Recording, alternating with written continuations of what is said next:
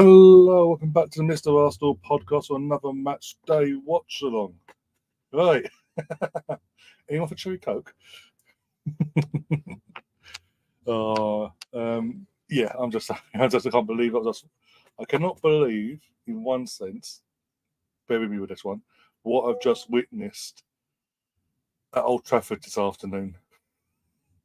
As crap as they are nowadays, I did not expect them to get battered by AFC Bournemouth at home.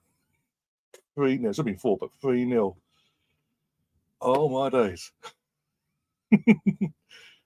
Best start to the day ever. Well, yes, well, it would have been better if justice was served at Selhurst Park, but that's another matter for another day. I will be joined today by Colin. As many of you know, he has Man United family, so probably, as we speak, rubbing the salt in the wounds before he comes here and joins me for this match day watch on between Aston Villa at Villa Park against the mighty Arsenal. The biggest game of the weekend, really. Well, the technically is. Arsenal looking now to after Liverpool won earlier on today. Arsenal now looking to win and regain our top spot and go 2 points clear again of Liverpool, and also at the same time go 9 points clear of City, with them playing Luton tomorrow, obviously. So a lot on the line, hell of a lot, and we've got a few people in the chat. We've got Luca, we've got Catherine. Says hello. You enjoying the Man United game? Of them seemingly not even being on the pitch, doesn't seem like they're playing as a team. When was the last time they actually played as a team? Let's be honest, when was the last time? And the thing is, they got Bayern Munich on Tuesday, Wednesday this week, midweek. They've got to win that game. After what we've just witnessed this afternoon, what chances have they genuinely got against Bayern Munich, even though they're at home? That's a proof. Home form means nothing with Man United, clearly. Afternoon, Ryan. Another strong lineup, but today I will give you goal flash from the third round of the FA Youth Cup as well, for between Arsenal and Crewe. Obviously, Arsenal got to the final last year, and yeah, less said about that better. But yeah, runners up basically. That's all I'm saying on that. Still have Ray in goal after that monstrosity of a game midweek. Yeah, don't get. I'll just wait for Connor. Let's get the lineups on the screen. One sec. Let's the lineup. Anyway, yeah, as you mentioned, David Raya is starting after his latest monstrosity of a performance and Clangers FC.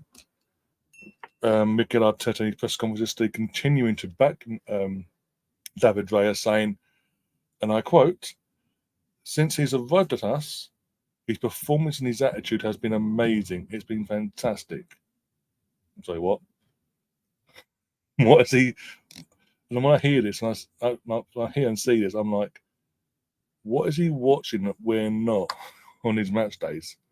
Because as fans, that's what we go by. What we go by is what we see on the match days. And what is he seeing on a match day that is justifying Mikel coming up with this ludicrous statements, basically, about David? Look, it is what it is. It's a big game now. And the pressure's on now. People thought the pressure was on David Ray before with this whole Ramsdale Raya situation, the goalkeeper at Arsenal. After his clangers on Tuesday, this will be heightened even more now, like tenfold. So he needs to be on it. Any errors today and we lose, pressure, and I mean real hardcore pressure, will be put on Mikel Arteta to drop this forward. Because for me, that's what David Raya is. David Raya is a fraud.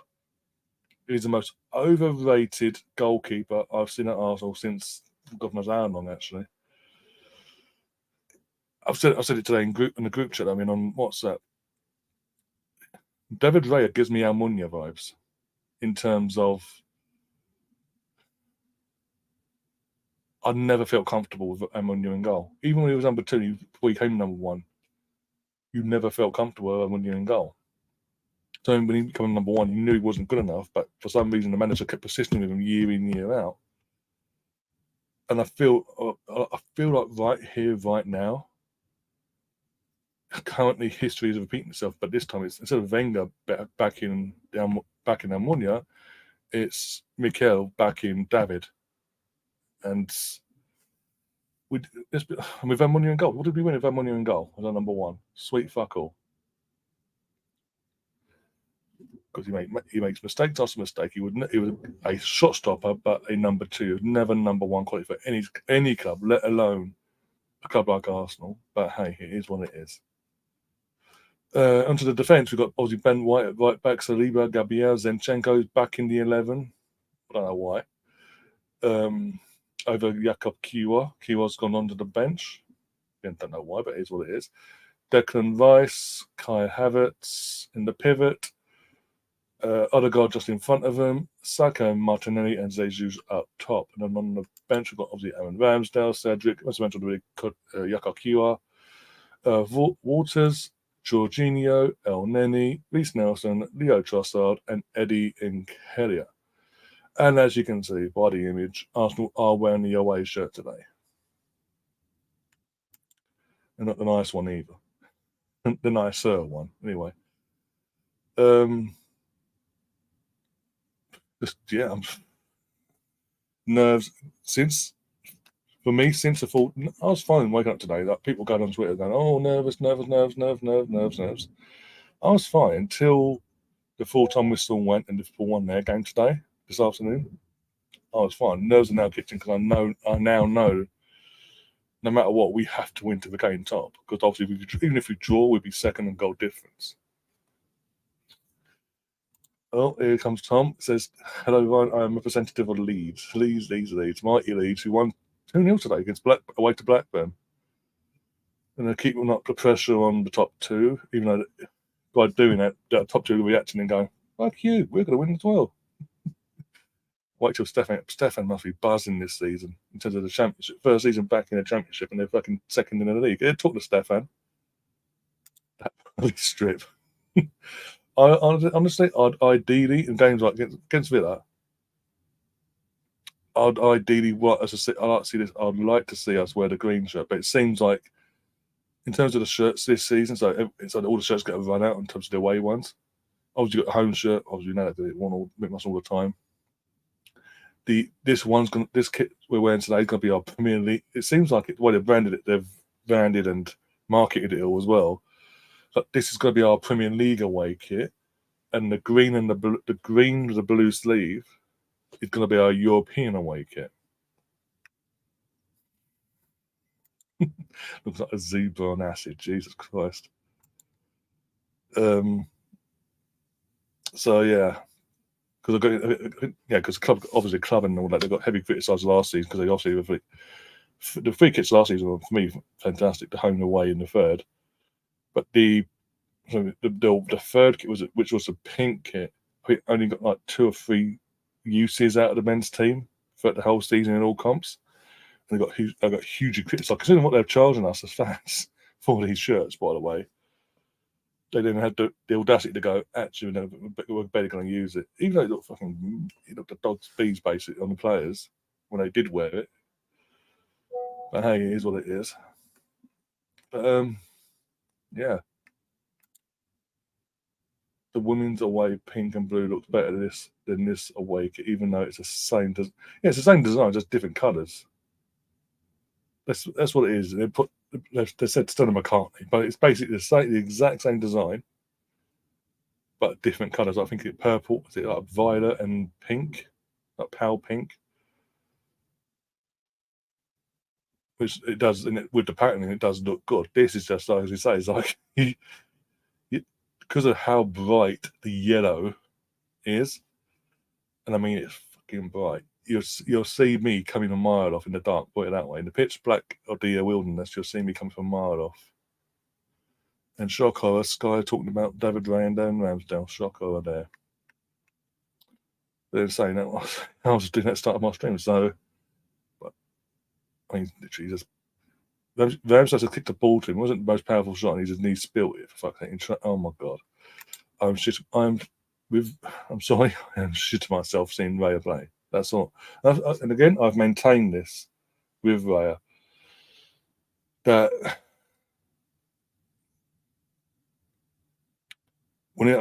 every time I've seen him on a team sheet, I don't feel comfortable. I'm more nervous because he's in goal. I've never felt that with Ramsdale in goal. Never. And that's saying a lot with me. And because of the history of the goalkeepers, when Ramsdale came in, yeah, my opinion on it, I was like, what the hell? Because at that time it's marketed as he's going to be the number two. Why spend so much on a number two? But obviously became number one, and he kicked ass for fuck's sake. And I've said this time and time again. In the 2 years that Ramsdale was our number one, was being the operative word, by the way, he made what 3 or 4 mistakes, like big errors. He's saying that noticeable that led to goals or whatever. Raya's been our number one goalkeeper for nearly 3 months, and he's made probably treble, if not quadruple, the amount of mistakes in that time. Yeah, and yet, Arteta's going, la, la, la, la, he's amazing. He is Spanish. I can't have a go at him. Stefan says, I'm amazed. I'm here with the monumental United meltdowns at the moment. Yep, I did pop into the Flying Pig when it went 2-0. Yeah, it was 2-0 just before the third winning. Just before. It was because the second and third game pretty quick between each other, actually. I popped in and, yeah, just poke the bears, I would say. And then it went 3-0. I was like, my phone died. I was like, no. Morning, everyone. Says Steve, morning to you. Obviously, afternoon, evening with you on the world, by the way. So design pink and blue. Oh my god, she obviously doesn't have that flair then. It's like, yeah. I mean, it's literally, as we said, I don't know if you've seen it, but it's the exact same design. Design-wise, it's the exact same list, but different, but them colours you mentioned then, Stefan. Next week could be another thrash. I mean, at Anfield. Oh my god, it's at Anfield as well. Oh my god, at Anfield. I'll be honest. I was literally before I came up here and set all this up. I know they're playing Liverpool next week. I was like, yeah, they're getting battered next week. Liverpool currently going like this. Thank you very much. Because Ten Hag there or not, if he manages to survive this week up to the Anfield game, if he does, even if he doesn't, they're getting battered. They are getting absolutely bent over and taught a lesson again. We're potentially looking at another 7-8 niller for Liverpool. It's mental. You know what? You know what? As long as that fixture doesn't clash with the men's or the women's team for next week, I'll do a stream for that as well, just for the band. See if Colin wants to come on as well. Not sure which was the better meltdown. Spurs on Thursday, Man United today. Both were joy to watch. I think Tottenham is enjoyable because it's Tottenham, but United because of the rival we had under the early years of Wenger Fergie, it's just that bit better. It's so much better. And if you add into the equation the crap they gave us when we were going through this, not as bad as this, but we're going through this. It's so much better when they're now suffering and getting their comeuppance. I can't decide he's number one. Well, it seems like he's decided, and he's thrown the previous number one under the bus all the time. So any opportunity, but when it comes to fucking David Raya, and I am convinced, unless I see different now going forward, I'm convinced it's because David is the same nationality as Arteta and his goalkeeping coach. There's like an extra protection there for David that he needs to be proven right on it, just because of that reason alone. That he'll literally die on the sword. And again, I've said it already. As good as this team is, this team can. Our defense, our midfield, and attack, they can't keep digging out David for the constant fuck ups he's constantly doing at the moment. It's going to come to a head when the outfield players won't have enough to get him out of the hole. Then what? There we go. There's Colin. How you doing? What's up, bro? Have you got tired of pooping the bear in your family then? I've actually not talked to them today. I'm not talking to them today. I'm like, nah, we're staying away from that. Yeah, I think you best say that for midweek and maybe next weekend when they get battered by Liverpool at Anfield. Yeah. We are not under any circumstances speaking to them today. No. Mm-mm. But what I will do, see, Ryan, I prepared a eulogy today. Oh God. Right? I prepared a eulogy today. You see, I would like to say, you know what, it's funny because I'm not wearing, do you know what? Hold on a second. I'm going to go get my black hoodie. Hold on a second. Yeah, cool. Knock yourself out.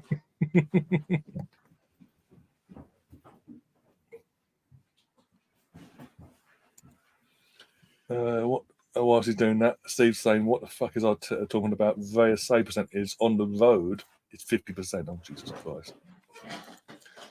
Okay. Go on. On behalf of Chelsea fans everywhere, I would like to send my condolences to the death of your football club. Established in 2004 to 2023. You belong with your Fulhams, all them mid-table clubs that have no hope of breaking that top six. And I would like to thank Todd Bowley for his services to the game. Thank you very much.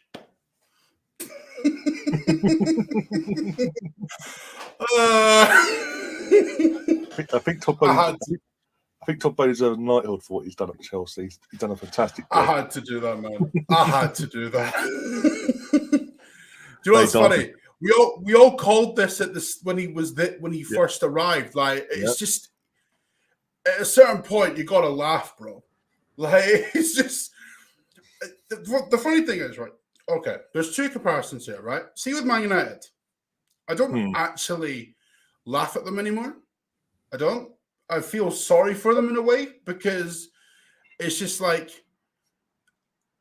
how many beatdowns do you have to get to just get the point? You know what I mean? With Chelsea, I have zero sympathy for them. £1 billion spent, Ryan. 1 billion. Yeah. And yet I'm supposed to feel sorry for them. No. What Todd Bowley's effectively done is he spent £1 billion on a bunch of unproven kids. And we were talking about Mudryk last season, Ryan. Remember when everyone was going into meltdown about Mudryk? And everyone's going, oh, because we didn't sign Mudryk, that means we're not going to win the league, yada, yada, yada, yada, yada. And I was like, no, because if it relies on one guy, what have you built? Since then, can anyone tell me what Mudryk's done in the Chelsea shirt? I can. Sweet FA. Bro, you know when I made the comparison to Pepe, right? Yeah. I take that back. That's an insult to Pepe.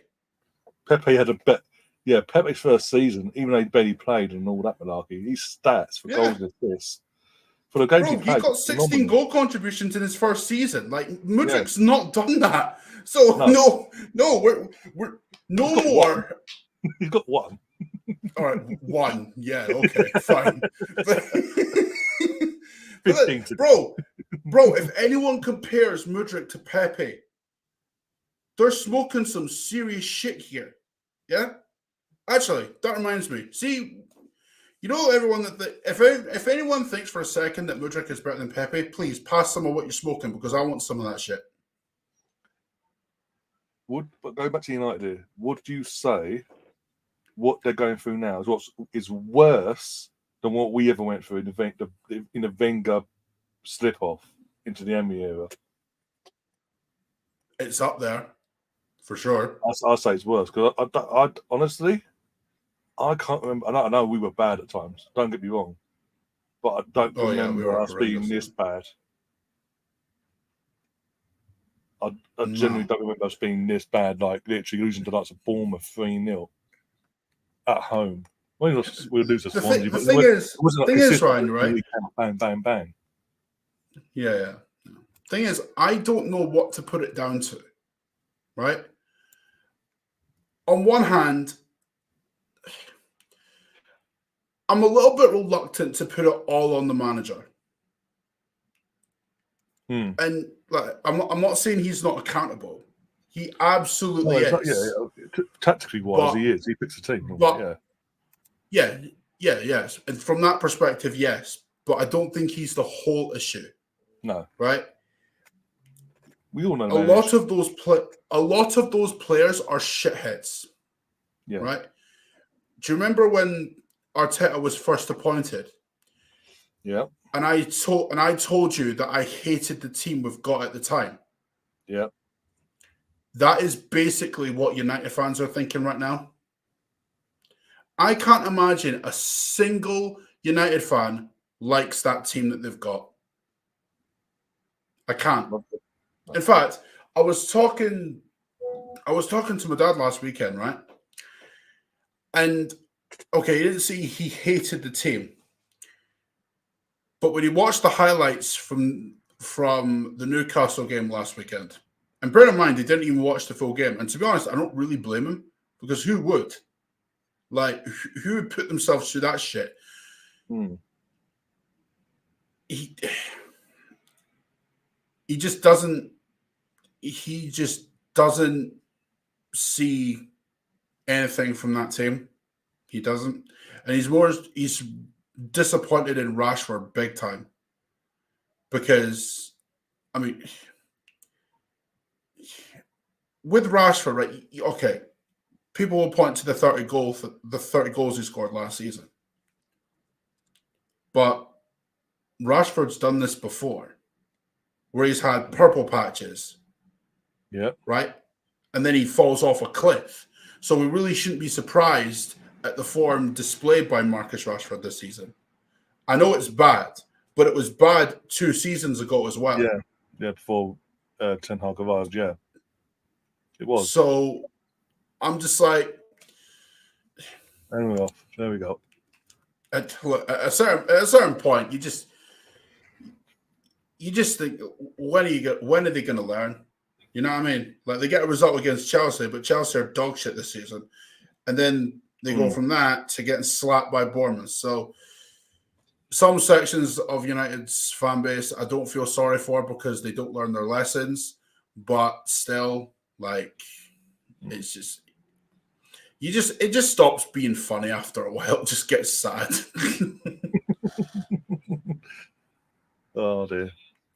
But you'll be here next week for the Liverpool game, won't you? Bruno's suspended for that, by the way.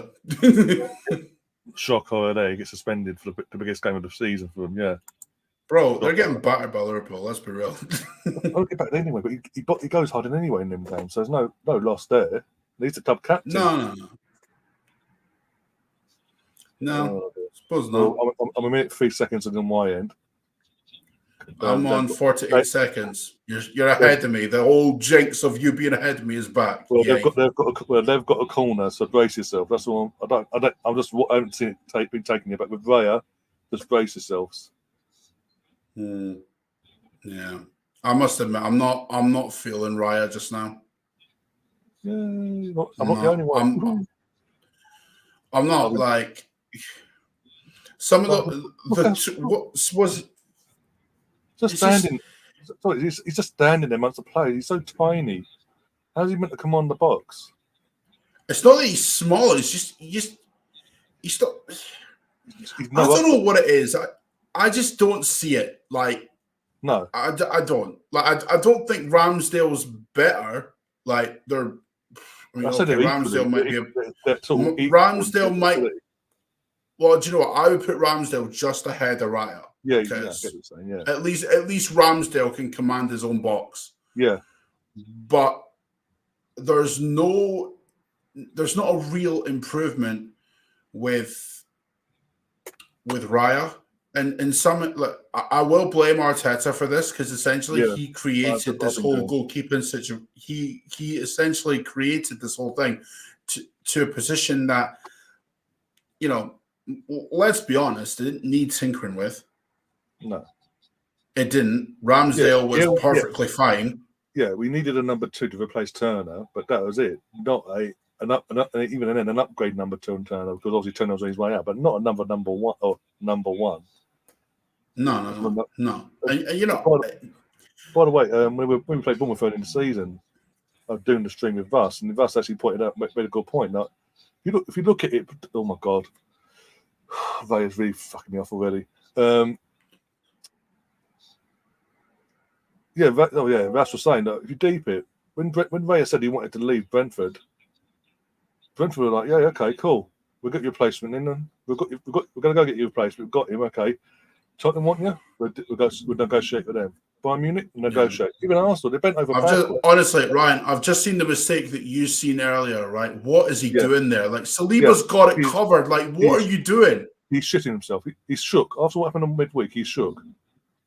And now Teta, as the manager, should have, knowing, with all due respect, should really talk about the fight. This is a big game. No matter what happened with Villa, their game, this is a huge game. We saw it last season. They haven't lost. Villa haven't lost at home since we beat them last season. Put it that way. He should have talked about the firing line. Yeah. I do think people are getting carried away with it, though. I do. I'm saying because of the errors, the two errors he made, it could have cost us on another day. And knowing the pressure of this game, he should have took him at the firing line. Even if it was just for today, just take him at the firing line. Because even in the build-up, what Sky focused on? Goalkeepers. I think it's because, do you know what it is, right? I think, okay, it's a similar situation with Havertz, right? Although Havertz has come good lately, so it's like, okay, that's kind of worked, right? But with Raya, it's like, it's almost exactly the same as Havertz, where Arteta's stubborn enough to like go, no, this is my guy, I'm going to make it work. Like, I've seen managers do that all the time. Like Wenger used to do it. He brings someone in and like go, no, this is my guy. I'm sticking with him, and I'm gonna be proven right over it. Yeah. Fergie's done the exact same thing. Like, many managers have done this, but when you do that, you have to get it right. If you don't, you look like a fool. So it's like, Saka unlucky. Oh. Yeah. I still think we'll win today, by the way. Yeah, I was going to ask you, you had a chance to ask you, what was your thoughts on the lineup and what do you think?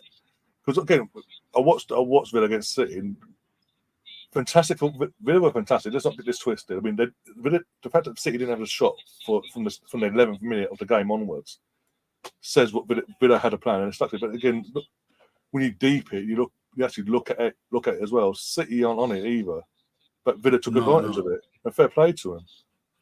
Yeah. But I think, to be honest, at this moment in time, we're on a better mindset compared to a Villa. There's a goal. I don't know who to. They said in the chat. Don't give it away. Oh, for God's sake, Steve! Seriously, what to say? I'd say this. Don't give it away.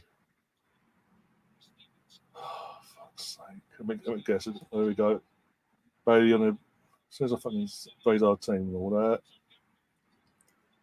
Oh, fuck off. McGinn, the Scottish bastard. Sorry, got him, but still. No. Bro, as long they're not on international duty right now, so it's like cool. The defending is woeful. I'm sorry, the defending in that is woeful. I mean, why did they let Bailey run at him like that? You'll see. I don't know if you've seen it yet, but it's pathetic. I'm sorry, but that's shocking goalkeeping. It is. Yeah. It is. He's all over the place. He's not with it. He is completely shocked. Like, bro, I'd get on to, like, you know, the goalkeeper that I'd have on, like, Football Manager for that. Yeah. Legitimately. In fact, was it on the last, just the one I like uploaded last night? I was getting on to Pickford all the time because I'm doing an Everton save because he was doing shit similar to that. Like, Yeah. come on now. Yeah, Victor Villa is all over the It's place. embarrassing. It just goes right above him. Like, what are you doing? This is literally last season all over again in terms of the early start. They get an early start, early goal, and fucking heightens their crowd up.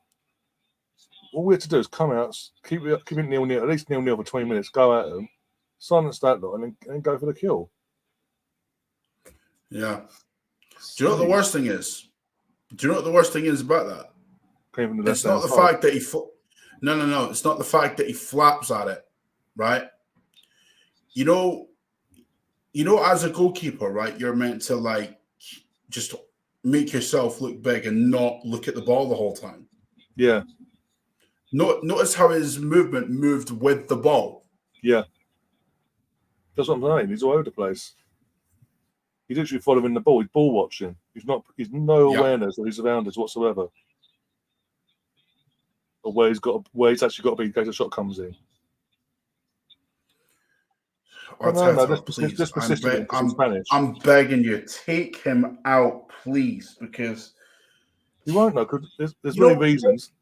He's Spanish. No. He's bloody. What is it? The goalkeeping coach is his best mate. Yeah. But Ramsdale's on it's exactly what I said earlier, Ryan. Yeah, Ramsdale's on a hiding to nothing. Bro, really. it's exactly what I. Yeah, go on. Bro, it's exactly what I said earlier. Right, it's exactly what I said earlier. Arteta's stubborn enough to go, no, this is my guy. I'm going to make it work. That's what it is. Yeah. But he's done it at the wrong time. There was no need for the Ramsdale thrown under the bus situation, like this whole situation. There's no need for it. No. This is no. Guaranteed in the summer we're looking at a goalkeeper. Of all the areas we needed to address, goalkeeping wasn't one of them. Striker was. No. Right wing backup was. Midfield even, because Partey's fucking not reliable. But no, we're going to get another goalkeeper. It's fucking overrated. And even De Gea. It's like, fucking De Gea. Catherine in the chat saying go for De Gea. De Gea would be better than fucking Ray, and that's saying something. Hey, at least De Gea is a good shot stopper. Oh, he is a brother. Yeah. Of course he'd come in. Of course he'd come in and give it a large in the chat. Of course, yeah. What about your own team, brother? What about your own team? When Yao Felix scores against you, does a Jude Bellingham with him, yeah? He's been good for Barcelona, man.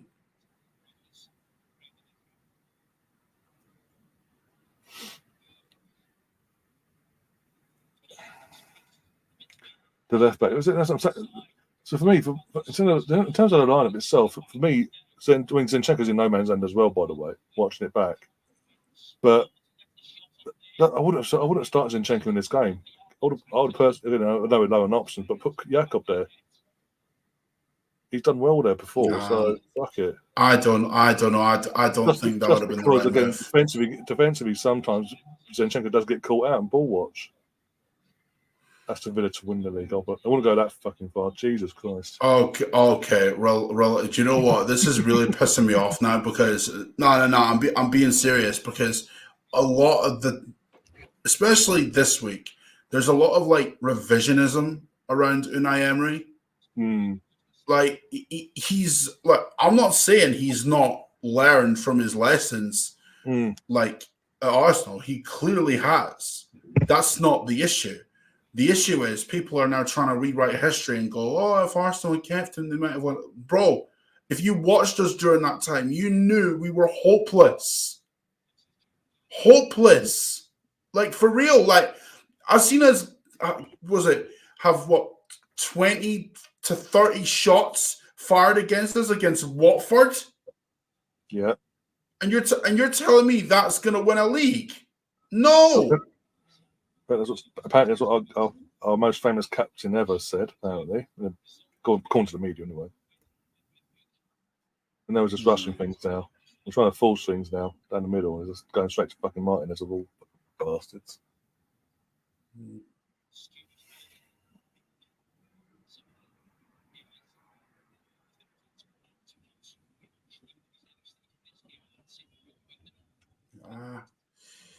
I knew we could concede today because just because obviously that's what we're doing at the moment with David in goal. But hey, mate, according to Arteta yesterday, since Raya's come in, he's been amazing.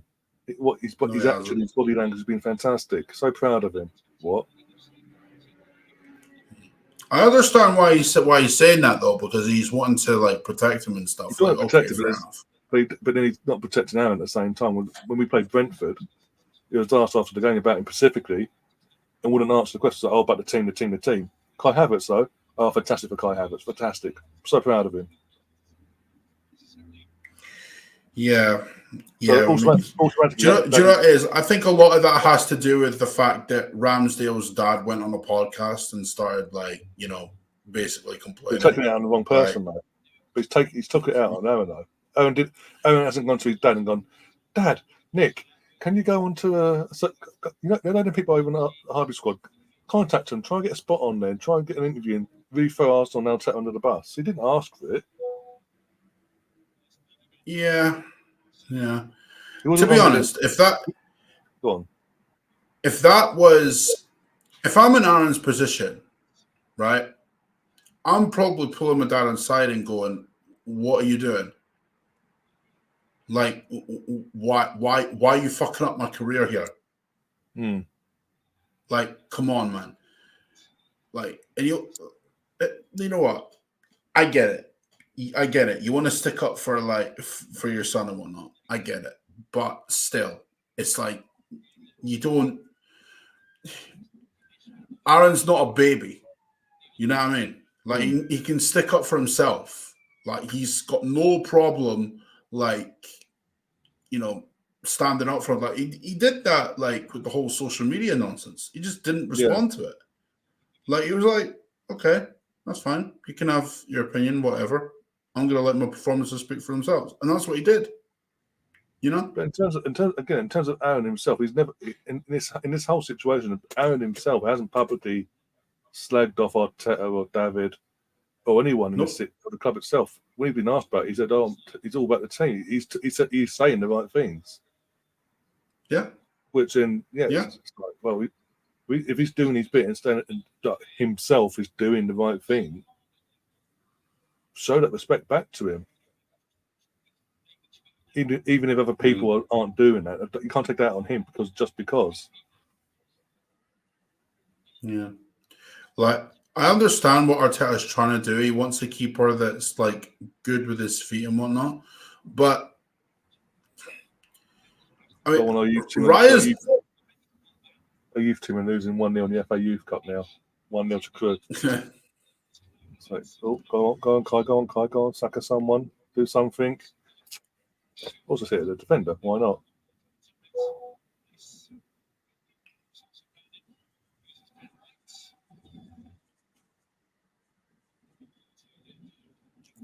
That was good from Kai. Really good.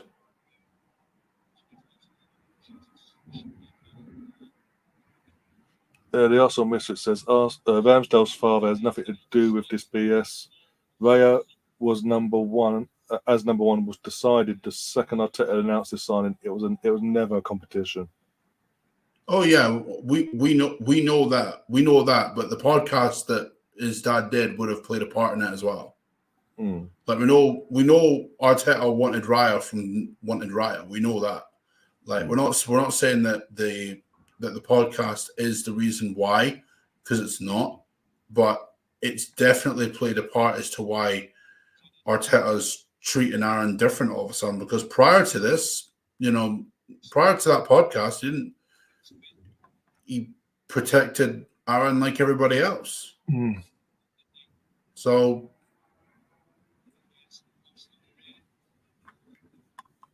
yeah.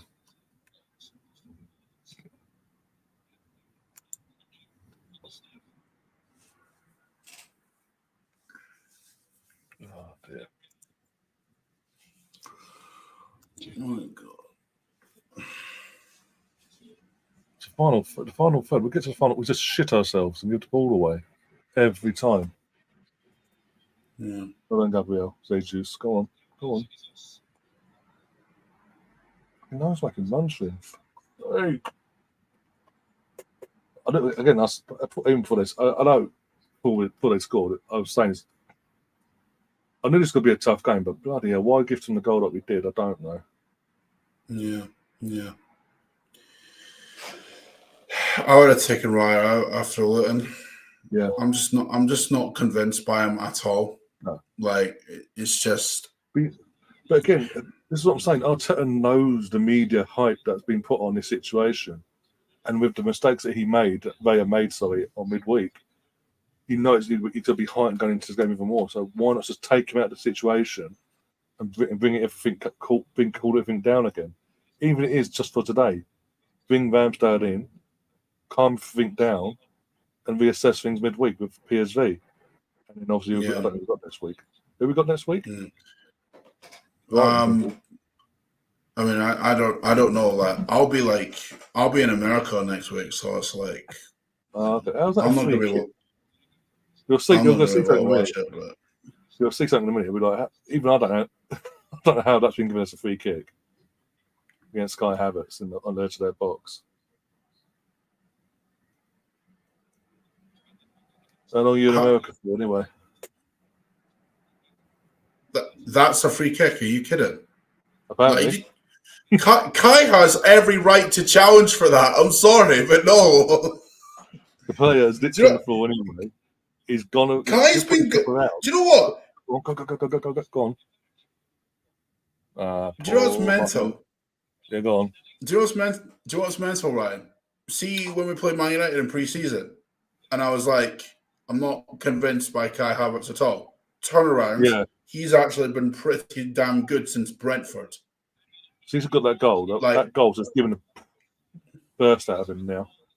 Exactly, and he's putting himself about. He's contributing not just in our like attacking play, but in terms of like just making himself like a nuisance. Like, it's great, like fantastic. Whereas Riot, it's the complete opposite. But yeah, it is what it is. Thank God I'm going to America to visit my brother next week. That's all I'm gonna say. Okay. PSV in the Champions League on Tuesday, and then Brighton on the Sunday. On Sunday, because they're playing Thursday. Yeah, they're playing Thursday. Yeah. Right themselves. Didn't they draw today? They drew today, didn't they? What they do? Yeah, they drew at Burnley. Yeah. And it's Brighton at home next week. I think it is. No, Brighton's at the Emirates, mate. That's what I'm saying. Yeah, it's at our place. Yeah. Yeah. So that's cool. I've got that and then Liverpool. Oh, fantastic. Yeah. Yeah, man. These haven't got to go to the. This is the thing now, in one sense. Going out the Carabao Cup. If we've still been in the Carabao Cup, we'd have played Liverpool days before, like on the 18th or whatever it is, midweek wise, going into the 23rd. Played them on the 23rd, then played them again at home in the FA Cup the first week of the new year. Oh, yeah. Tired of it by then. But again, how's this a foul? I mean, all I want this season, Ryan, is a trophy. That's all I want. Like, I don't care. Yeah. I don't care what it is. If it's the FA Cup, if it's the league, if it's, I mean, okay, don't quote me here because I don't think we'll win it. But like, you know, we're in it. So if it's the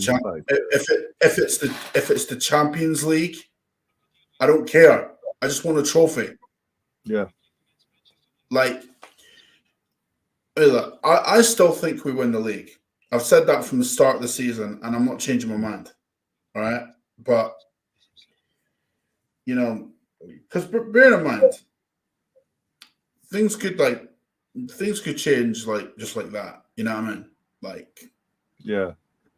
Who knows? For all we know, we might buy Ivan Toney in January. For all we know, that's cheating. That's right. Villa got a free kick, and Luka Diaz has got the ball, picked it up, and moved it over the white line of where the spray's been put. You'll see this there.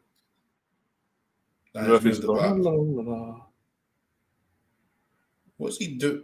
He's trying to. Oh my God! He looks. Oh, sorry, David Ray looks so small in that goal. Mate, he just looks shaky. Like in There's general. that as well. Hits the wall. Thank God for that. Douglas Luiz. Well done, Saka. Go. They got it back anyway. Fucking bastards.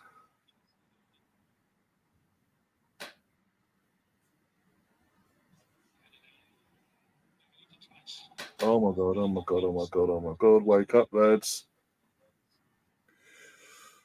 That was a good block there. That's not a foul. You've been given fouls left, right, and centre. That's an actual foul. And you go, no, play on. La la la la la. Very Villa. Mate, these refs are shocking. Jesus Christ! I mean, what was it? The fucking referee earlier on for the Palace game. Especially with 1-0 Palace. Yellow Palace, yellow Palace, yellow Palace, yellow Palace, yellow Palace, yellow Palace, red card, yellow Palace, yellow Palace. Do you see the penalty shout? Do you see the penalty shout that in the was it in the first in the first half that Palace should have gotten? See, when I'm looking at it, right? They're not even looking at the Van Dijk foul, which was why they got the penalty in the first place. They're looking for something that Will Hughes did. Yeah. Like, I'm just like, that's not even what the referee blew the whistle for. Exactly. This is like, what I'm saying. What is that? Like, I'm just, I mean, okay. Me, I don't think the foul was like, I don't think it was a foul by Will Hughes, if I'm honest. Like, it's just a little tug of the shirt. Like, and that's enough to make Endo down. Like, come on. But still, it's like, I don't know, man. But it's no coincidence that John Moss has been brought back, into the fold at the PGMOL to train up these officials, and the refereeing has got what is worse this year. It's actually worse to the point that they actually decided most of these games now. Mate, it's embarrassing. Like, honest to God, there's a reason why I don't watch every game now. Like, because the game is like just completely gone. Like, it's not enjoyable. Like, it's not, because every week, and I'm not even just talking Arsenal games here. It's every game in the league. Like, we're either talking about a questionable decision, right? Yeah. Or we're talking about, just dodgy, like, officiating in general. And honestly, or we're talking about VAR. Like, I'm sick of it. Like, I really am. I'm sick of it. Like, it's gone to the point now. Like, for example, take what was it? Take the Liverpool. What was? No. It was an Arsenal game where there was a dodgy decision, but we won it. Newcastle v Arsenal. No. We lost that one. We won because we won the game with a dodgy decision. I can't remember which one it was. Oh fuck! That's a while ago. That could be home or away. Was it this season as well? Or last? Yeah, no, it was this season. I can't remember which one it was. I don't even remember if it was home or away.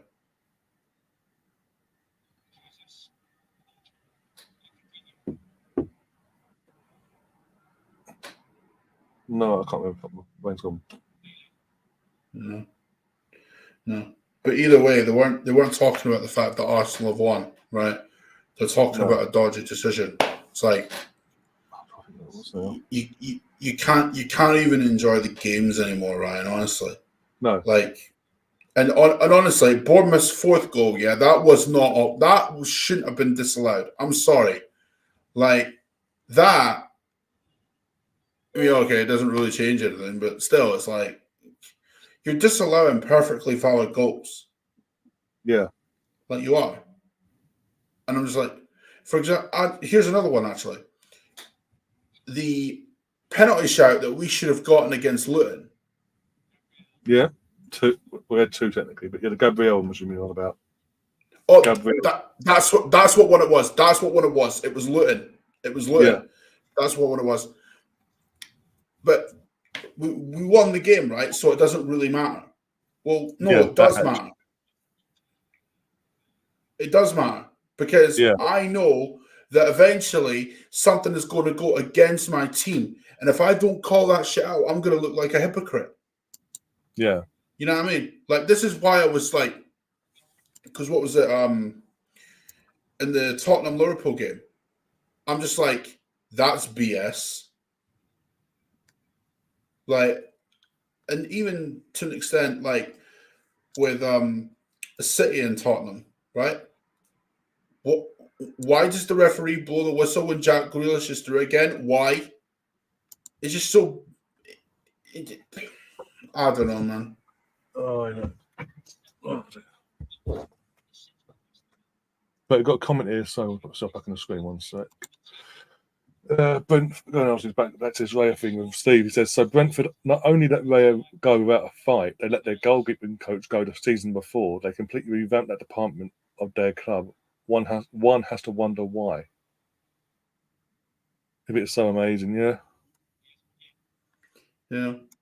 But the ones that are totally against Ramsdale and want to back Arteta to the hill no matter what, they don't want to acknowledge that whatsoever. They'll never acknowledge that. You can put it out. Oh, this is hearsay. Hey, listen, I've said multiple times, if Arteta wants him, I want him, right? But I'm not blind to a point where I don't criticize him. Yeah. Like, if I don't like something, I'll say it, bro. Like, for example, when we played Man United in pre-season, right, the first thing I said was I did not like the midfield of Havertz, Rice, and Odegaard because I didn't. Yeah. Right? But Havertz being in the team has grown on me because I can see the improvements in Kai Havertz. I'm not seeing any improvements from Raya. Exactly. So at this point, David Raya being in goal, I don't like it.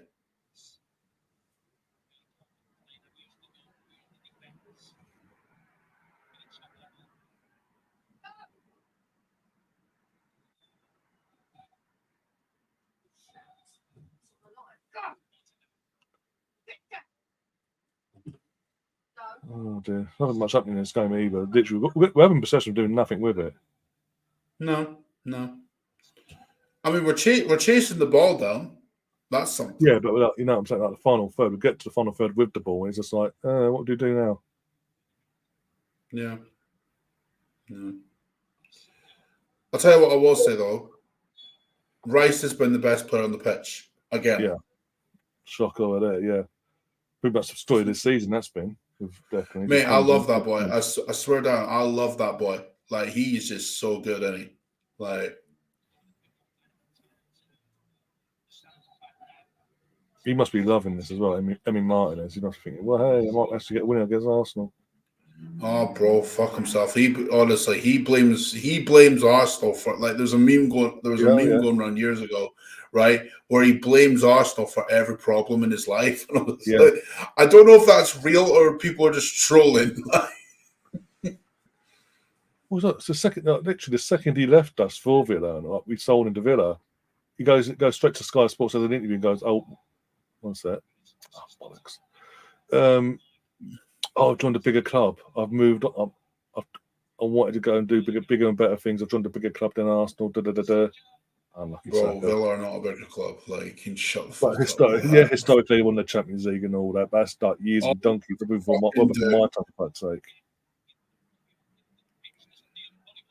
But in the current climate, Arsenal are the bigger club. But it's just like it's straight from the off. It's taking big. So just because Arteta didn't, for whatever reason, Arteta didn't fancy him. He wants to take digs at Arsenal every opportunity, or as you say, like the meme goes about of him fucking doesn't win a game. It's Arsenal's fault. Well, to be fair, Ryan, right, the two goalkeepers were at the time, Leno and Martinez. Right, you know how we were talking about. You know how we were talking about. There's no upgrade between Raya and Ramsdale. Yeah, it's exactly the same thing. Mm. There was no upgrade between Martinez and Leno. There wasn't. No. Like, and besides that, we don't even know if like Martinez would have like replicated what he's the done form now. Yeah, towards the back end of the season. For all we knew at the time, it could have been just a purple patch. yeah. Just to Like, get himself in, and then boom. Yeah, you can't blame Arteta for that. Well, Like, I'm personally not doing that, but we know he's he done. is. I know you're not doing that, but some people Yeah. do for some reason. Like, it's just me personally. I just don't see how you can blame Arteta for that. Yes, Martinez has done well at Villa. Yeah, cool. But at the time, we didn't know how well he was going to do. That's the point. It's a big risk. Yeah, People like to have this like revisionist history all of a sudden, like where Emery was all of a sudden he was a good manager at Arsenal. He wasn't. Where Emi Martinez like was 100% nailed on going to be good for Arsenal. He wasn't going to be, because for all we knew, it could have been a purple patch. Like, yeah. I don't get the revisionism around it. I really don't. Oh the God! Oh. Yeah, hit the post. Yeah. This time, That's this time, a lot better. That's a lot better, though. Yeah. Sadly, this time he didn't hit a fucking Martinez's head again. Dickhead. Do you know what I find real? Do you know the one troll job that he's done that I find really funny? The fact that, all right, when Argentina like won the World Cup, right, and he was trolling Mbappe.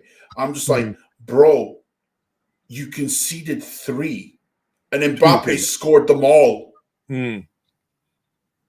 Like, what? Why are you trolling that man? Like.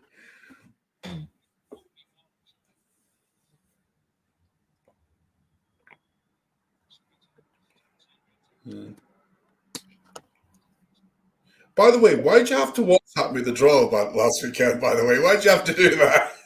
What was that? I was just enjoying a nice day out with the family, right? And you come on WhatsApp and gone, oh, by the way, Scotland have got Germany. Why? Why'd you do it? Why? I thought you'd be interested that you got the opening game. Bro, I don't want to hear about it when I'm out.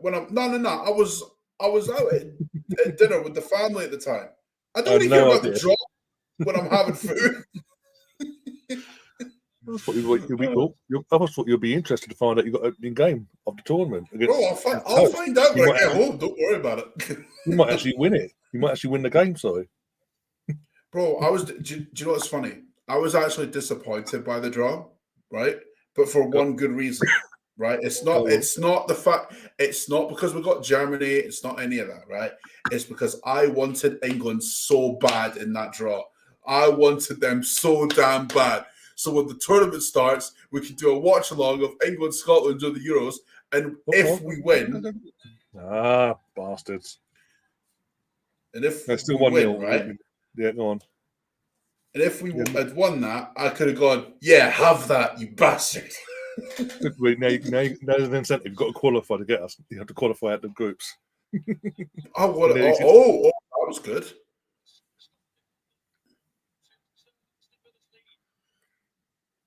Yeah, now you got. I don't know how it works. That needs to do the actual workings of how we can play. You know, it might be a quarter-final meeting, maybe. I don't know. Mate, we're not getting to a quarter-final. Don't worry about it. Well, you got an incentive now if you want to play England. Do you know what? It's not even like, would I love Scotland to get to a quarter-final of a Euros? Absolutely, I would. Just get out of the group. Just get out of the group at this point. It'd be great. Honestly, it'd be great. Like, I'd just be like, you know what? That is the greatest moment that I've ever seen from the Scottish national team, because it is. It would have been. Like, in my lifetime, we've not gotten to one quarter-final. So if we got to a quarter-final, I'd be like, you know what? That's amazing. But I don't think we will. If I had... My expectations are really simple. Like, and it was the same when we got to the last Euros as well. Just don't get embarrassed. Yeah. That's it. Just be competitive. That's all I care about. Yeah.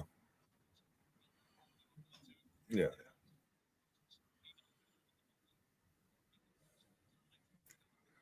We're going by McTominay. He could be your fucking top goal scorer if he turns up. Mate, I never, honest to God, I do not want to see McTominay in a Scotland shirt. I know I know he's all right for Scotland, but you know what? He plays at centre back, or he has done. He has done in the past. I don't know if he does now, but still, it's like I know he's got a lot of energy, but there's times where it's just misplaced. So, Yeah. I don't know. I don't know what the squad's going to be, but I mean, realistically, you should have won that group. If it weren't for the dodgy call against Spain in the away game, you would have won that group. mate, you have no idea. I was so angry at that. Honest to God, I was fuming. Like, I was, because largely, right, during the qualifying group, How many more shots do you want, lads? Another chance. You'll see it in a second. Mother God says you set him up. Yeah. Because largely, right, during the qualifying group, we've been pretty much perfect. Oh, yeah. I've watched all the highlights at the time as well throughout the tournament. Qualifying group. God. Do you know what? We're coming into it a lot more now. Yeah, we're waking up a bit more in the attacking sense. Yeah. That was threatening. That was good from Kai, by the way. Really good. Yeah, it was all good until the final. The shot itself was, if it had been higher, like top net, like halfway up and beyond, that's 1-1. Yeah. See, this is why I'm not against Kai Havertz being in the team, because he is doing something to contribute. Like, that's the thing. Like, that's all I wanted from him. Like, we're not judging him based on goals and assists. We're not. No. We're judging him based on, because bear in mind, he was coming off the back of like Chelsea. completely like a Chelsea side that were all over the place. Yeah. Right. And his confidence has been shot for 2 years. So it's like, okay, you kind of need to build that back up again. And he's done that. Like, he's looked at this. Ref is I hate this ref. I hate this ref. You will see something in a minute. You'll be like, how the hell? Well, good save from Raya for once. How the hell is that not a free kick? He literally body checked fucking Jesus. Play on. Oi, what? Are you joking? Yeah, and he almost scored from that as well. That's a yellow card. That's a yellow card. I'm sorry, but it is. He knocked the wind out of Jesus. Jesus Christ. But then saying that, Colin, when a player like Bruno Gomes can run up against Jorginho and smack him in the head with his elbow and get away with it, even after the game, get away with it.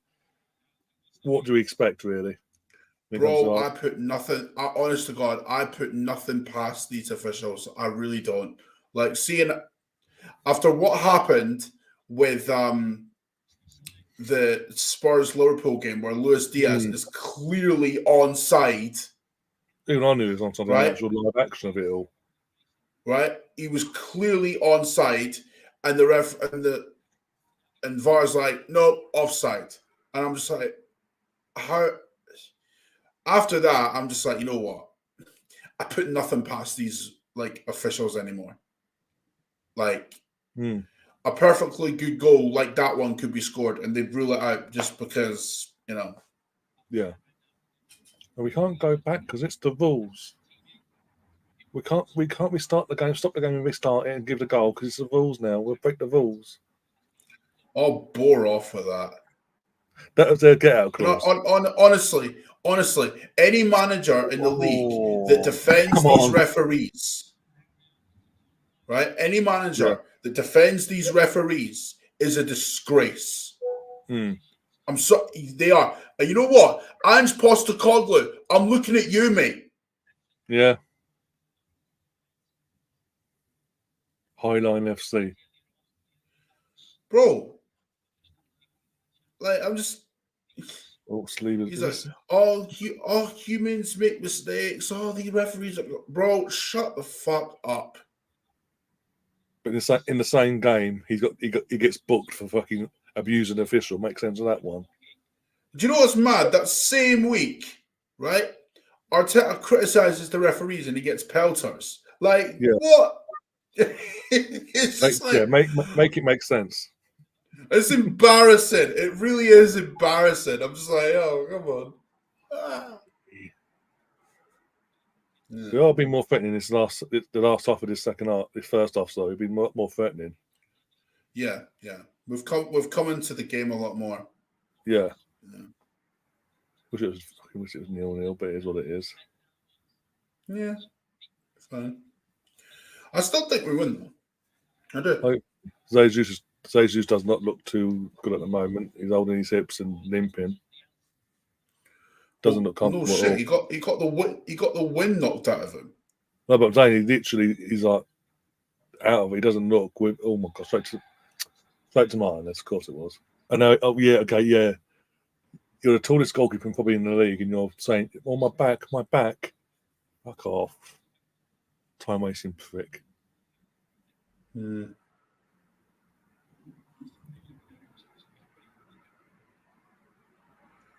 I mean, how's that? Fell down. How's that not a foul from Powell on Declan there? Literally grabs him around the shirt and his rugby tackles him to the floor. Why does the Villa badge look like the Chelsea badge when you look at it from a distance? It does, doesn't it? It's not just me. It's all that. Why? Like the whole time I'm looking at Martinez, I'm like, is this Chelsea we're playing or Aston Villa? But, yeah, it wasn't just me that thought that. When I fucking first saw it, I was like, hang on, there's just copied Chelsea but put colour and blue in it. I know. Honestly, it's why I've like, because look, Sky haven't even updated the badge on the score. They've kept it the same one. Yeah. Like, I prefer that one anyway. Honestly, I prefer that one. It's why I've not updated the badge on Football Manager, because I prefer that one. But apparently, according to the club, the fans voted for this badge. I'm like, how? Oh, piss off! Like they don't know. Oh my god! We wanted the upgrade, so we gave them the options, and these are the options. And this is the why winner. you want me to carbon copy of Chelsea? Is all you want? Seriously, Saliba, you need to wake up a bit here.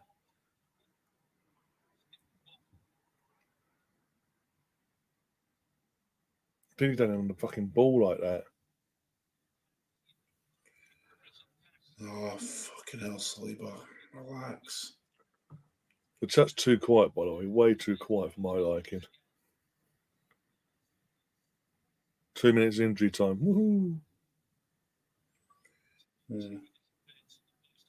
The defense is uneasy, man. Yeah. And you know what? That's a symptom of Raya being there. Yeah. Oh my god, what is Raya's solo opening, mate? You'll see what he does.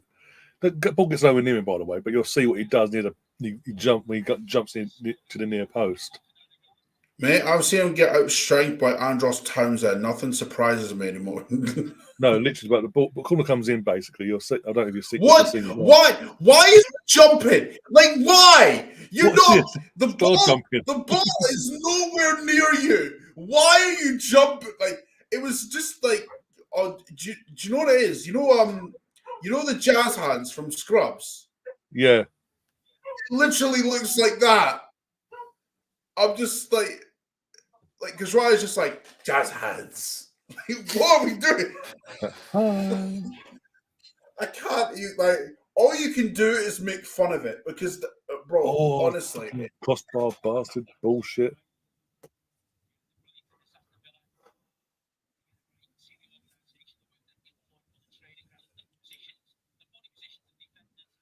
Well, that's a good ball as well. Because if we're going to give David Raya him the option, he will not reject the opportunity to come to Arsenal permanently. Only we can stop this, bro. If Raya's coming in, right, then brace yourselves. That's all I'm saying. I guarantee, honestly, Ryan, I guarantee you, in 12 months, we're looking at another goalkeeper. We are. Yeah. Because Arteta will look at it and go, yeah, he's not an improvement. That's what will happen. They can have him. Fucking BX, they can have him. Madrid or Real Madrid or Athletic, if they want him, they can have him. Let them suffer the heart attacks every week. The anxiety. Bro, like I get it, you want to play it from the back, but bro, don't cut your nose off to spite your face.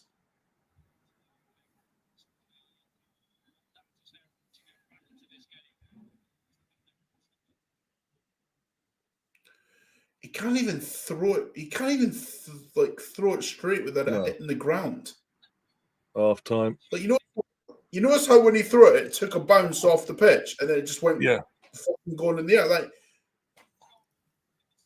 I know that sounds like a small thing to complain about, but you know, go if you throw it straight, it shouldn't hit the ground. No. Bro, oh my god, I'm not. I can't. The thing is, the frustrating thing is in all this, the people that would dig out Ramsdale for them sort of errors and mistakes will defend Raya just because. Yeah. That's the most frustrating in all of this. Also, half time in the FA Youth Cup between Arsenal's youth team and Crew's youth team, it's 1-0 Crew. So the runners up are going out early, but look, in the second half. Do you know what's mad? Right? See if you criticize Raya or the goalkeeping situation, which has been created by Arteta, right? Yeah. Everyone just assumes that means you want the manager out. No. I'm just like, I don't want Arteta to be sacked. Like, he's basically rebuilt this entire club. Yeah. Like, I'm grateful for what he's done. Like, in fact, right now I'm like, bro, I'm firmly behind the manager. Make no mistake about it. But that, again, like we said before, that does not mean we can't criticize things that we don't agree with. Like, see with football fans now, right? They go too far one way. Yeah. Right? It's like, if you don't rate a certain player that's at your club, that means you don't want the manager there either. It's like, no, the two aren't even remotely similar. No. Like, it's ridiculous. It's absolutely ridiculous. And it's the same with other clubs as well. For example, with Chelsea, right? People, like, even though they criticized Pochettino for his like decisions like during the week, yeah, that doesn't mean they want Poch sacked. Like, if you're allowed to criticize, if you don't agree with something, you're allowed to criticize it. Like, we've gotten to a point in society where you can't criticize anyone anymore. Yeah. It's not just in football; it's in general life. In life, and I'm just like, how have we gotten to that point? How? You've got a generation coming through that can't be criticised no matter what. And if you do it, you're sexist, you're racist, you're this, you're that. It's like, bro, it's embarrassing. It's anything. You could literally. It's sunny outside. No, it's not. What you're on about? It causes a fucking World War III. It's like, Jesus Christ. Bro, honest to God, see from a football sense, right? You know when, all right, see, okay, there's a certain section, right, who, if you criticize Ramsdale, that like you can't criticize Raya no matter what, right? Yeah. Well, yes, I can criticize Raya, because I'll tell you now, some of the greatest players that I've seen walk through the doors at Arsenal have been criticized. Yeah. Thierry Henry was criticized for his first season. Dennis Bergkamp because he didn't as well. Because he didn't hit the ground running. Yeah. But when he did, everyone's like, "Oh, he's one of the greatest. He's the greatest striker I've ever seen at Arsenal." Right? Which, by the way, that statement is true from my perspective, because mean, the goal scoring, the record he has speaks for itself. Yeah. The record, yes, but I wasn't old enough to kind of remember Ian Wright. You know, some will say Ian Wright is the greatest striker they've ever seen, right? But I'm not going to disagree with that because I didn't witness it personally, so I can't formulate an opinion on that. But what I can formulate an opinion of, Thierry Henry is not only the greatest striker at Arsenal I've ever seen, he's the greatest player in the Premier League that I've ever seen. I don't give a shit what anyone says. He's better than Ronaldo. He's better than Van Nistelrooy. The only one that can even come close to Thierry is Alan Shearer. The only one. That's it. Right? But even he got criticised. I've seen Bergkamp get criticised. And bear in mind, I didn't see Bergkamp at his peak. I saw him when he was like just coming towards the end of his peak and going into his tail end. Right? Yeah. I've seen Lundberg get criticised. I've seen Perez get criticised. We're talking like legends here. Yeah. Yet we can't criticise Raya. Are you taking the piss? Yeah. Legends who, by the way, won everything barring a league cup and the Champions League. Everything. Bear in mind that team, right? You know what's mad, right? You know how now, like, Liverpool fans say, you know what, the Liverpool team the first rendition of, like, you know, Liverpool's team under Klopp. Yeah, the first one. You know how they say that they should have won more. Yeah. We used to say that about the Invincibles. Yeah. Because yes, they won a league title, like, unbeaten, but they should have won more that season.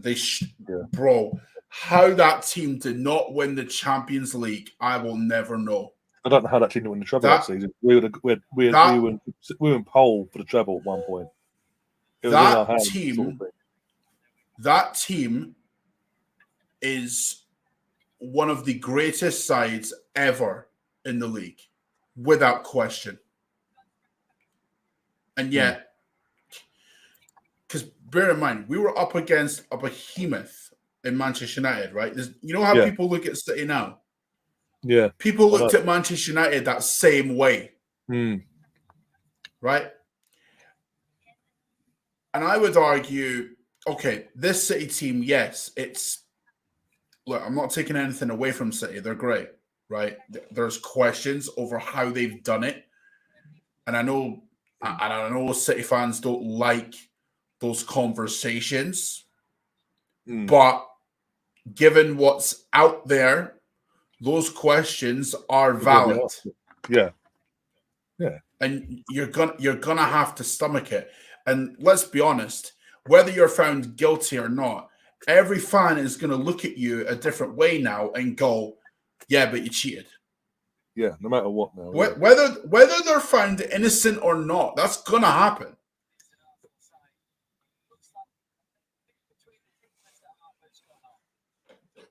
Steve says as well, Ramsdale's game against Brentford was a copy of Raya against City, yet Ramsdale got crucified and Ray had nothing but praise for a second half, but City had one attempt on goal.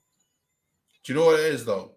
Ramsdale came, as the first half went on, Ramsdale grew into the game. Yeah.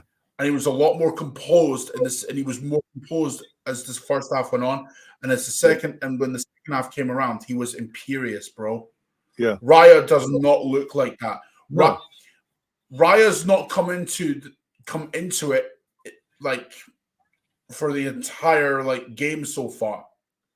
And I don't see him looking imperious either, because I watched him against Luton. 2 of the goals were his fault. Yeah. Like that doesn't sound like an imperious goalkeeper to me. Like, was it the second one he conceded? It goes under his arm. Under his body. I'm just like, how can you be that bad as a goalkeeper and go, oh, just flaps under the arm? Oh, well.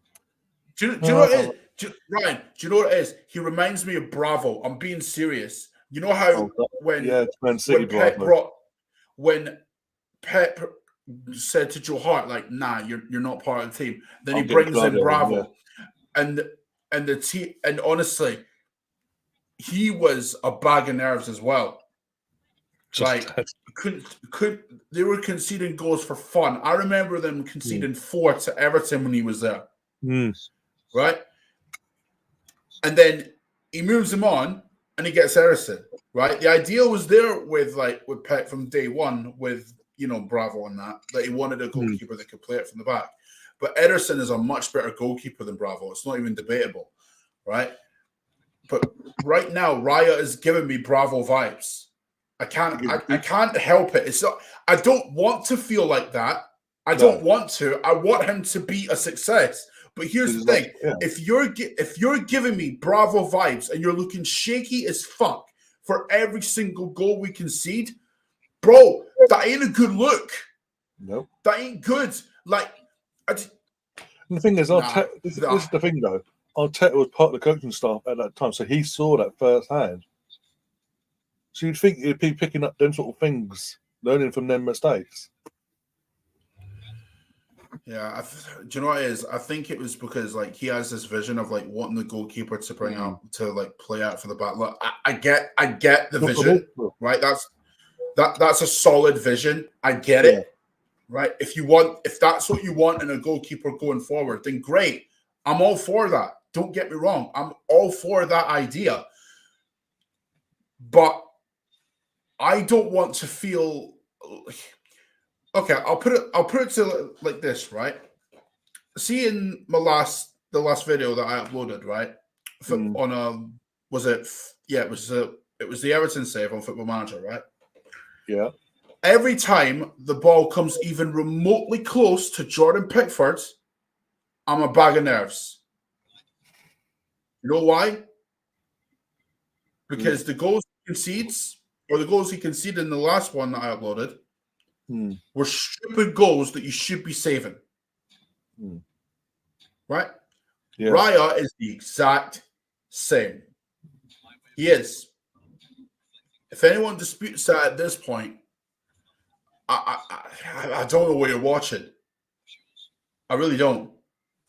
And I know it sounds like we're going in on Raya, but you have to understand, when Raya was brought in, we were told, or not told, but we were, through Mikel's actions, we were like, this is his number one, cool, hope it works. It hasn't. And I guarantee you, in 12 months, Arteta's going to be looking at another goalkeeper. Well, Mark Green hasn't come into the chat tonight, but he's one of the subs on my channel. We chat offline and on Twitter and all that.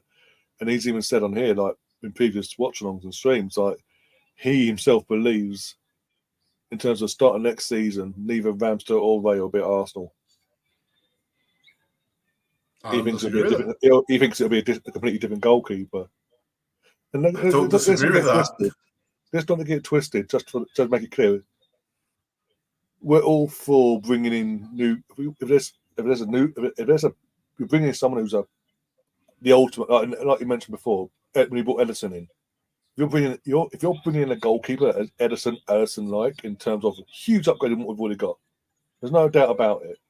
I'm all for it then, because it's for the best of the team.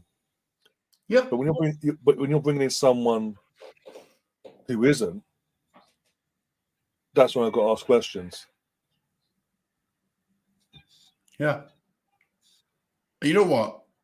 This pains me to say this, but it's the truth. I'm going to say it anyway. Vicario for Tottenham is better than Raya. Yeah. Well, he is. Yeah, I mean, he's getting more clean. He's got more clean sheets. He's not making mistakes. He looks solid in goal from crosses. He commands his box. He communicates. Something Ramsdale did, basically. Old Diaby's warming up. Oh, for God's sake. Musa Derby is warming up. That's what we need. That's what we need.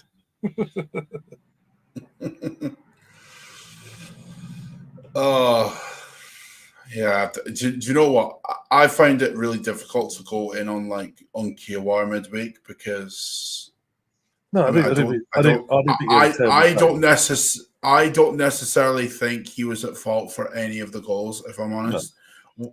Could he have improved in possession? Maybe.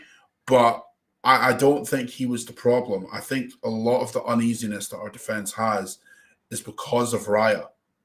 Yeah. Like a goalkeeper, like an uneasy goalkeeper, right, can unsettle any defense. I don't care how good they are. I don't. Do you remember when Man United had Fabian Barthez? Right? Yeah. Think about how good that United defense was, because it was good. Yeah, right? Laurent Blanc. Yeah. But they had Fabian Barthez in goal. Yeah.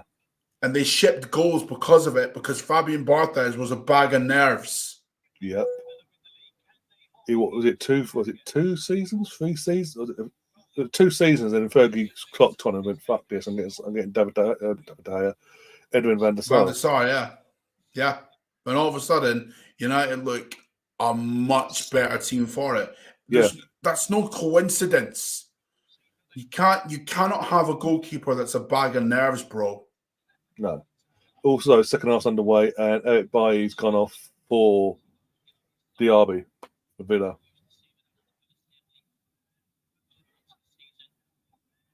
Oh, dear God. So no subs on Arsenal. Fantastic. Ain't got many options, but still.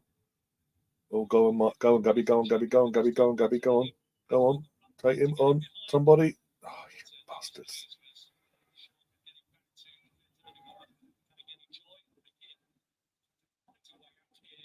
Yeah, just fucking hold the ball up. Yeah, it's cool.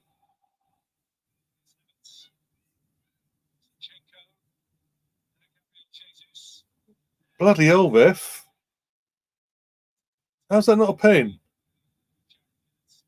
Jesus gets fucking toe poked into the ground, basically, not a pen. VAR check.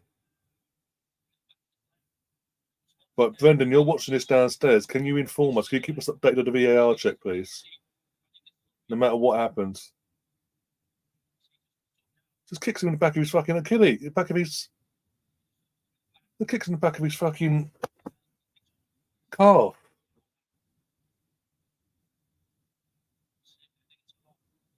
There's a carbon copy of the Palace one, yeah. Check complete. Oh, Jamie Carragher, piss off. No penalty. Fuck's sake, what a joke. Fucking joke.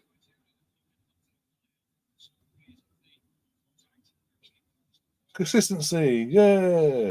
Oh, so we're cannon on the chest. No, we can't give it. Don't be stupid, Ryan. Absolute fucking joke.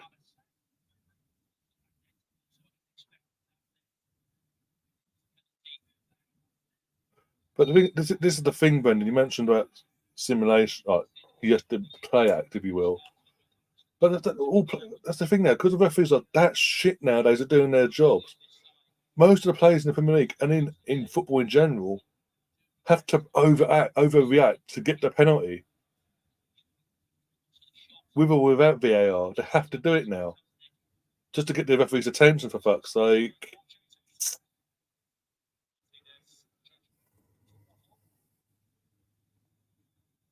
Don't worry, we'll get an apology tomorrow morning if we lose this because of that now. Sorry, human error FC. It was a human error why we didn't give that penalty. Suck it up, Buttercup.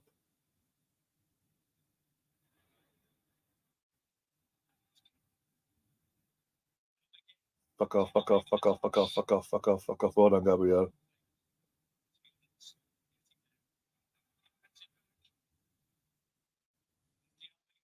They'll give this to him.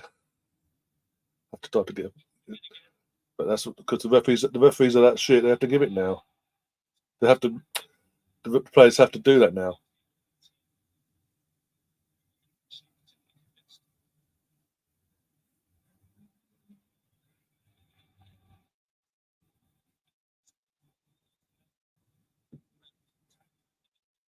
Right, then he's down on his ankle. Fantastic.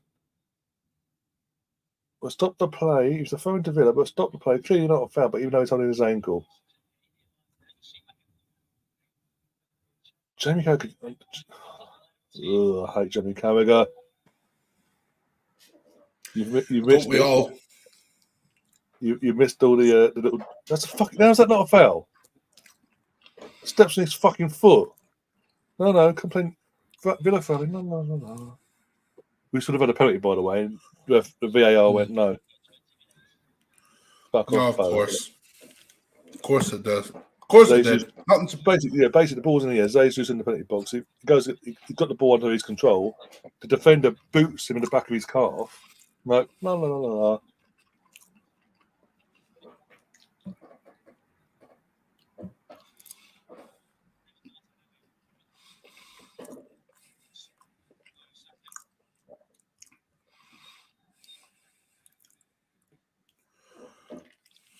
Brenda, my brother says, take Jesus off, man. He's as useful as Mateo. I mean, it doesn't help when he gets body checked in the first half, winded up the wind taken out of him in the first half. And he's just been booted in the fucking back of his lower part of his calf for just about 5 minutes ago. Yep. I mean, imagine getting booked for celebrating a winning goal. That makes puts you in the stands for the next game. But yeah, Bro, nothing surprises me with these officials anymore. Nothing. Yeah, Erling Haaland can literally on live TV all over the world his teammates square up to the referee, abuse the referee during the game. At the end of the game, continue to FMJF and abuse the ref.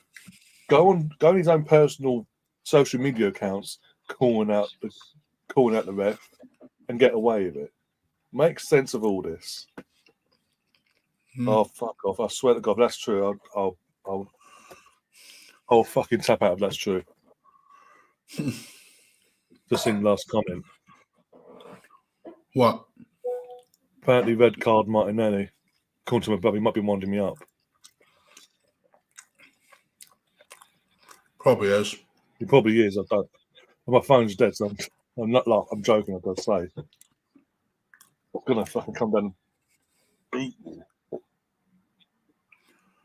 Bro, just ban him from the chat. That's what I'd do. Fuck him. His team lost to Barcelona last week, so he can hardly talk. Yeah, exactly.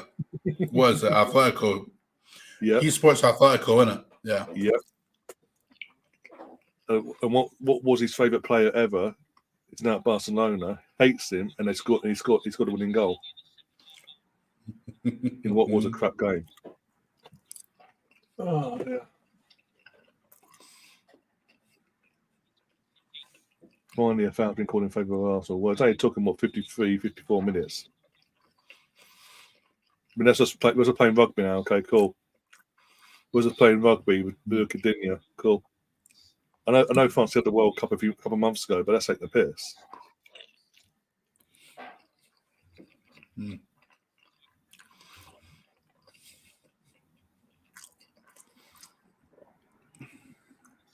So that was given, but not the penalty. Cool. That makes sense. Sure. Yeah, exactly.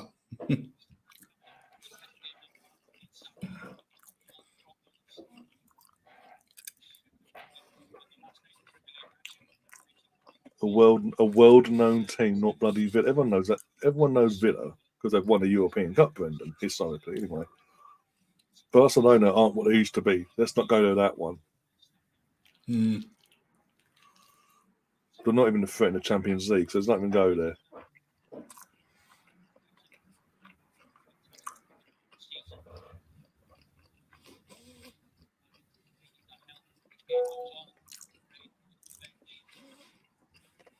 Yeah.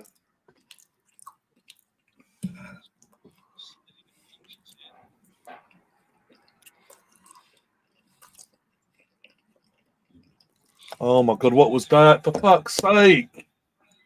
After all that, you wasted it. For fuck. Oh. I swear this is like one of these guys, they get a kick out of stressing me out. What the fuck they playing it? We're 1-0 down and they're doing stupid things like if we're winning 1-0 or 2-1, whatever, if we're winning the game, fair enough, try things like that. But when you're losing, no, you get that ball in the fucking box. Properly, not like that. Yeah, why are we short passing it? Why? Just doesn't make any sense to me. Oh, The youth team turned it round 2-1 Arsenal. The youth team against Crewe Alexandra. Go on. Some positive news.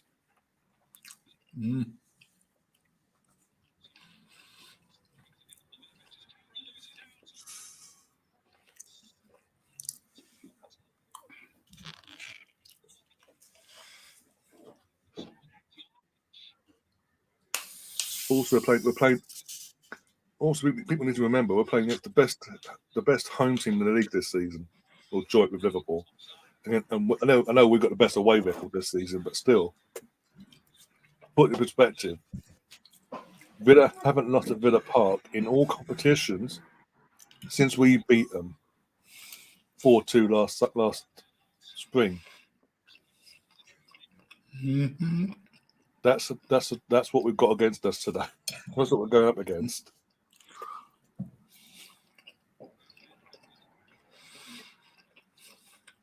Or whatever. Is this Ramsey coming on for Villa? Yep.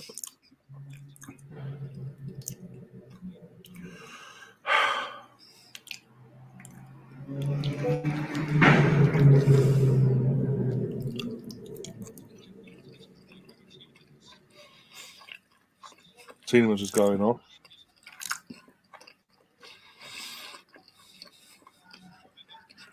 Also, the goal wasn't Raya's fault. It was poor defending, and the shot was top corner. Heard you earlier say it was his. It wasn't top corner. It wasn't top corner. It was pretty much centre of the goal. It was at the ball's crossing the line, Brendan. Is at his height.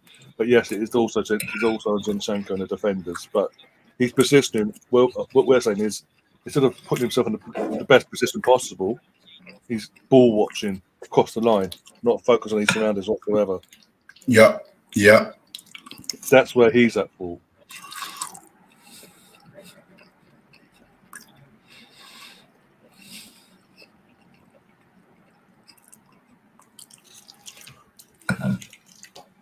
Nearly a Villa OG, apparently. Oh, yeah. Oh, Watkins almost got an oggy. And Martinez is bollocking him now. So almost 1-0 from that player for an oggy. You'll see in a sec. Poor communication from them, but if it got it, I wouldn't have complained. I mean, Martinez. Martinez is when you watch the replay. That's all Martinez. That's not on Watkins. Martinez flaps at it. I don't know. That looked over the line to me. What the fucking what's it? You watch it. The technology failed us again. Sorry. Is that no? Just in front of the line. No. Not over the line. Stop all this bullshit, by the way.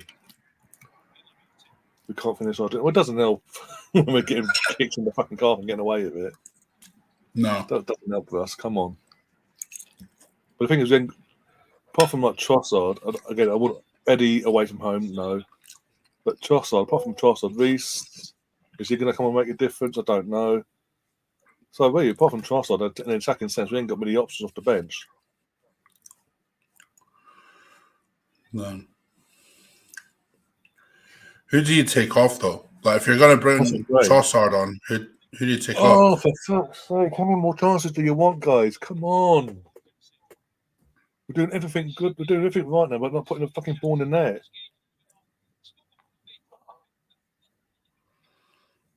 And Kai Havertz again, fantastic again. Yep. Good ball in. Oh my god. Kai does everything right there as well. Yeah.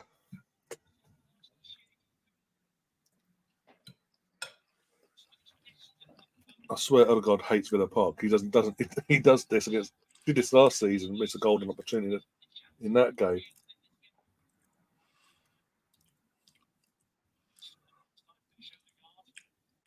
Yeah.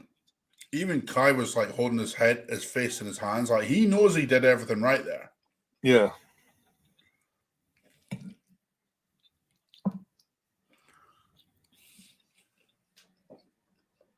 Chris says, "Holy cow, you guys are so close." Yeah, but not getting we haven't got the cigar yet. We need to get the goal just to give us that boost and kick on. Yeah. We're doing Once we get the goal, we've apart from pointing in the net.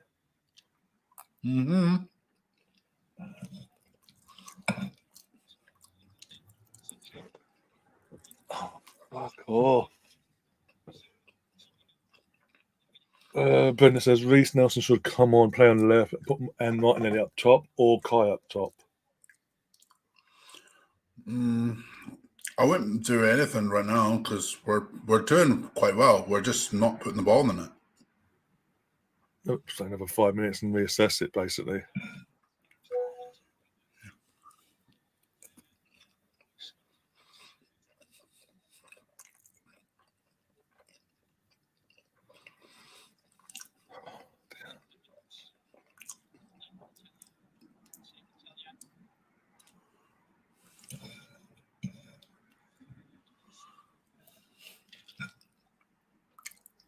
Sake.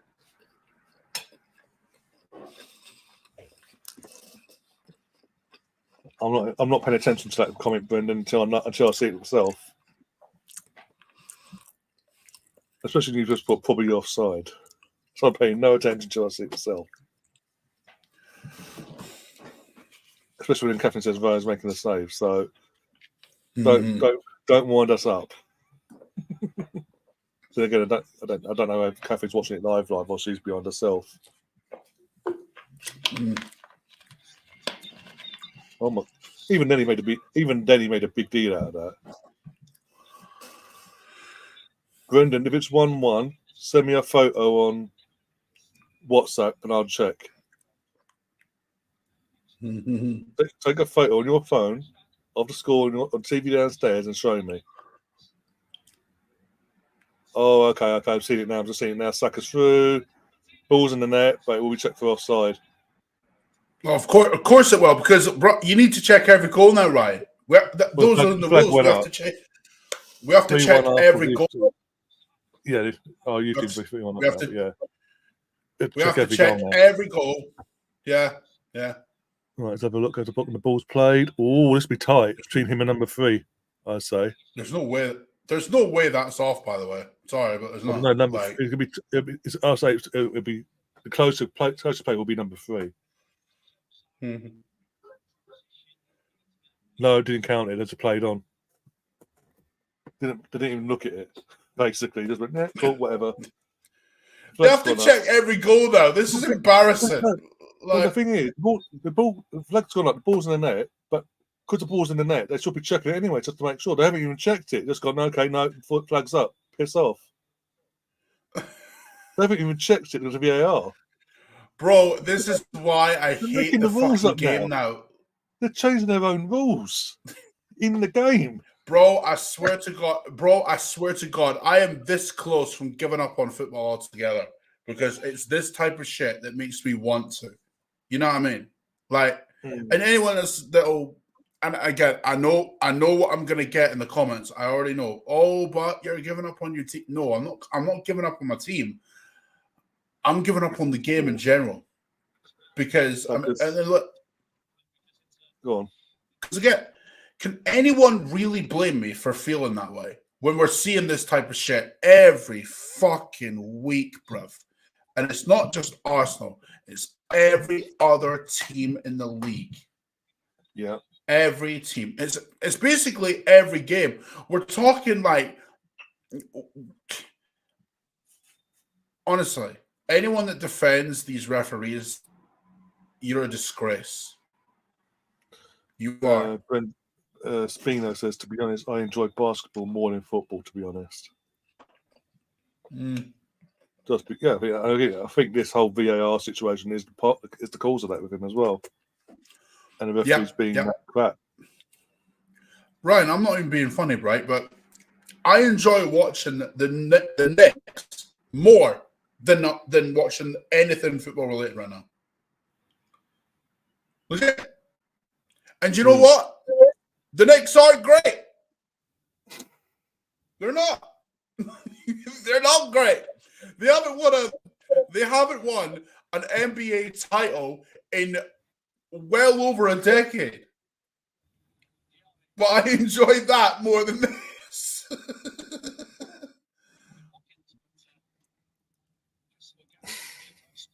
There's Zinchenko. You know what? I'll take Zinchenko off. He's just defensively not at it today. He's not at it at all. Hmm.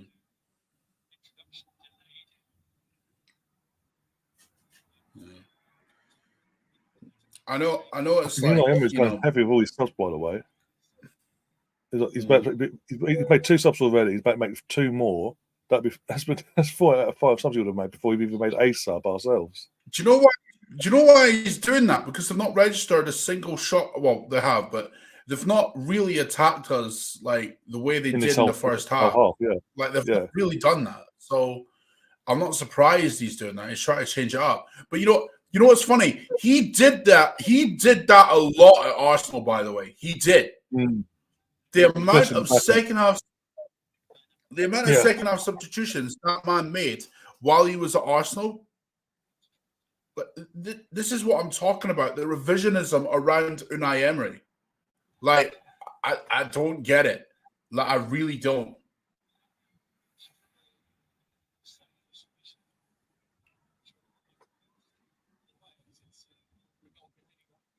Here we go, Matt Cash for Konza. Ending Dorka, I think it is, done 32. Saka needs to calm down there. It's like kicking the ball away out of frustration. Like, I get it, you're annoyed, but don't risk a yellow, mate.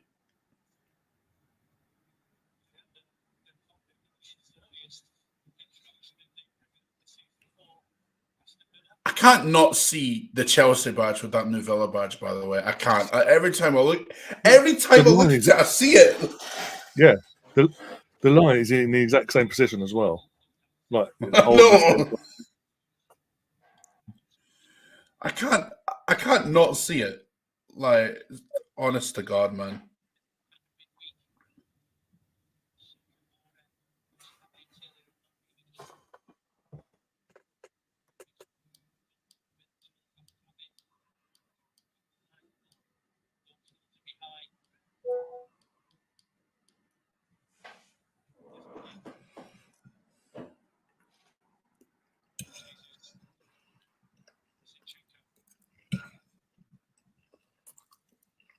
My brother's pissed himself. We clearly missed another fucking chance by the looks of it. Or made a pixie or something.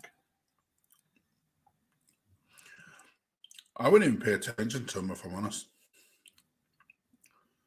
I mean, he's very brave considering he's downstairs. I can go down to 2 flights of stairs at any time now and have a word with him. Oh, my legs. See, this is what happens, right? People are mouthy when you're not in the room. Oh, he's mouthy even when I'm in the room, but I'll put him in his place. In terms of, what about your own team? You're 4th. We were at the time top. Until today, before today's game's kicked off. I swear to God, if they've scored, I'll go mental. Oh, what is Raya, mate? They'll get him off. It's still 1-0, by the way, but Watkins had the shot. It was hardly the hardest shot in the world. And David Raya saved it, but spilt it into the middle of the fucking... You'll see in a second. It's just... See, he shouldn't be looking at fucking... He shouldn't even be looking at him. He should be looking at Watkins. Like, you'll see in a second. Zinchenko... You'll see it. I've just seen it, mate. Zinchenko's got the other guy covered, right? Yeah.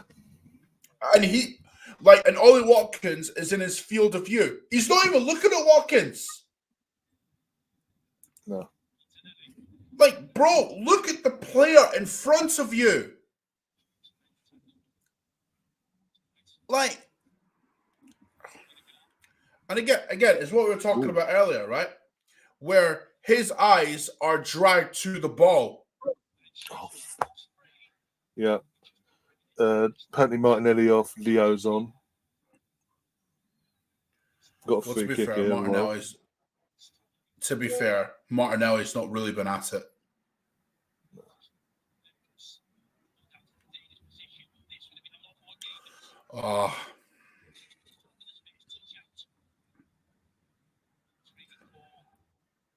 So Zinchenko's like scared to kind of touch the Villa player in front of him because he's like, if I touch this guy, it's gonna end in a foul. Yeah. This is what VAR's created, by the way. Yeah. like VAR's created kind of an environment where the players are afraid to touch people because of getting booked. Like, I just don't. Actually, do you know what? I'm gonna have a look. Are the Knicks playing tonight? I hope they are.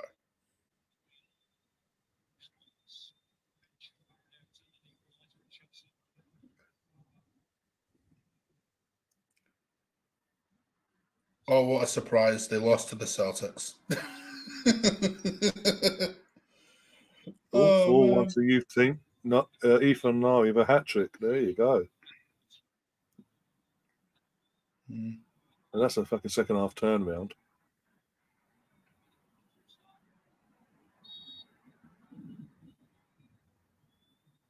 He's shooting this, or gonna fuck it up. Mm.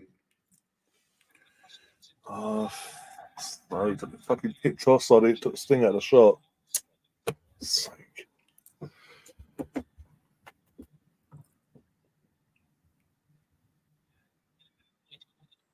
Yeah, it took this. Yeah, it took the pace. It took the sting and the pace out the ball calf when it hit off the. It took the Bro, projections. if Trossard hadn't gotten in the way of that's a goal. Yeah, It was takes the going. It sting was out of going it in, completely. bro. Look.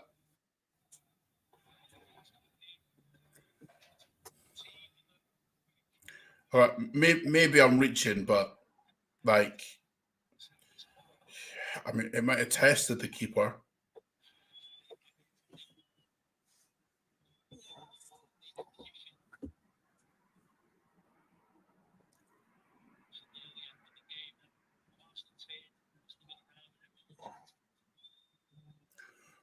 Yeah.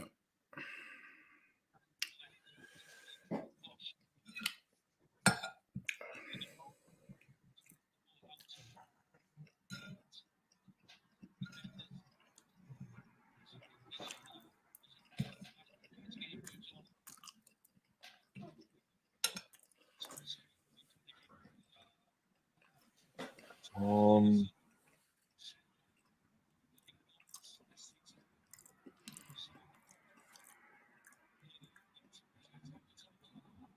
Gabriel. Oh my god. Isn't he on a booking? I don't know. He's booked now. I thought he was on a booking already. Again. Mm. Oh dear.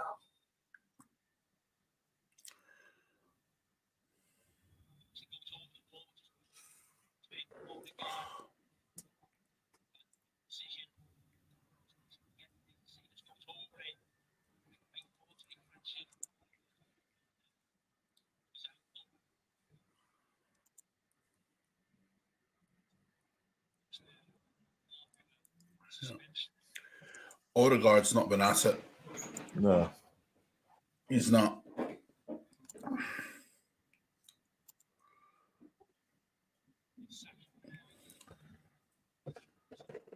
Let's be honest. None of it. None of them really been at it. Jesus has not been the same since he's got winded. He's completely gone No. from the game itself. No. Saka's been The in two and best. out. The two best players on the pitch have been Rice and Havertz. Mm. Even Saliba's having a bit of a stinker tonight by the looks of it.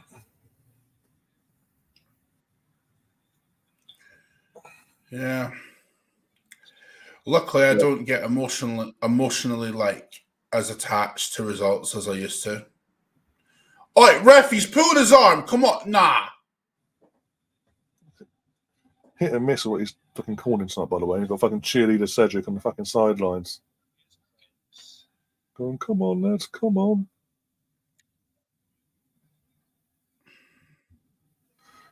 Russ says Saliba's being undressed and it's play on. Yeah, exactly. Yeah, yeah. What can you say? What can you say to that? Apart from just, yeah, what it is.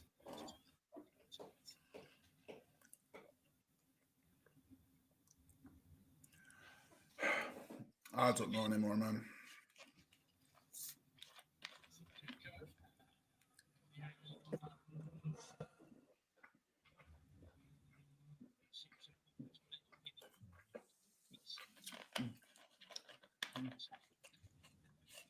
Well, 15 minutes away from full time plus injury time.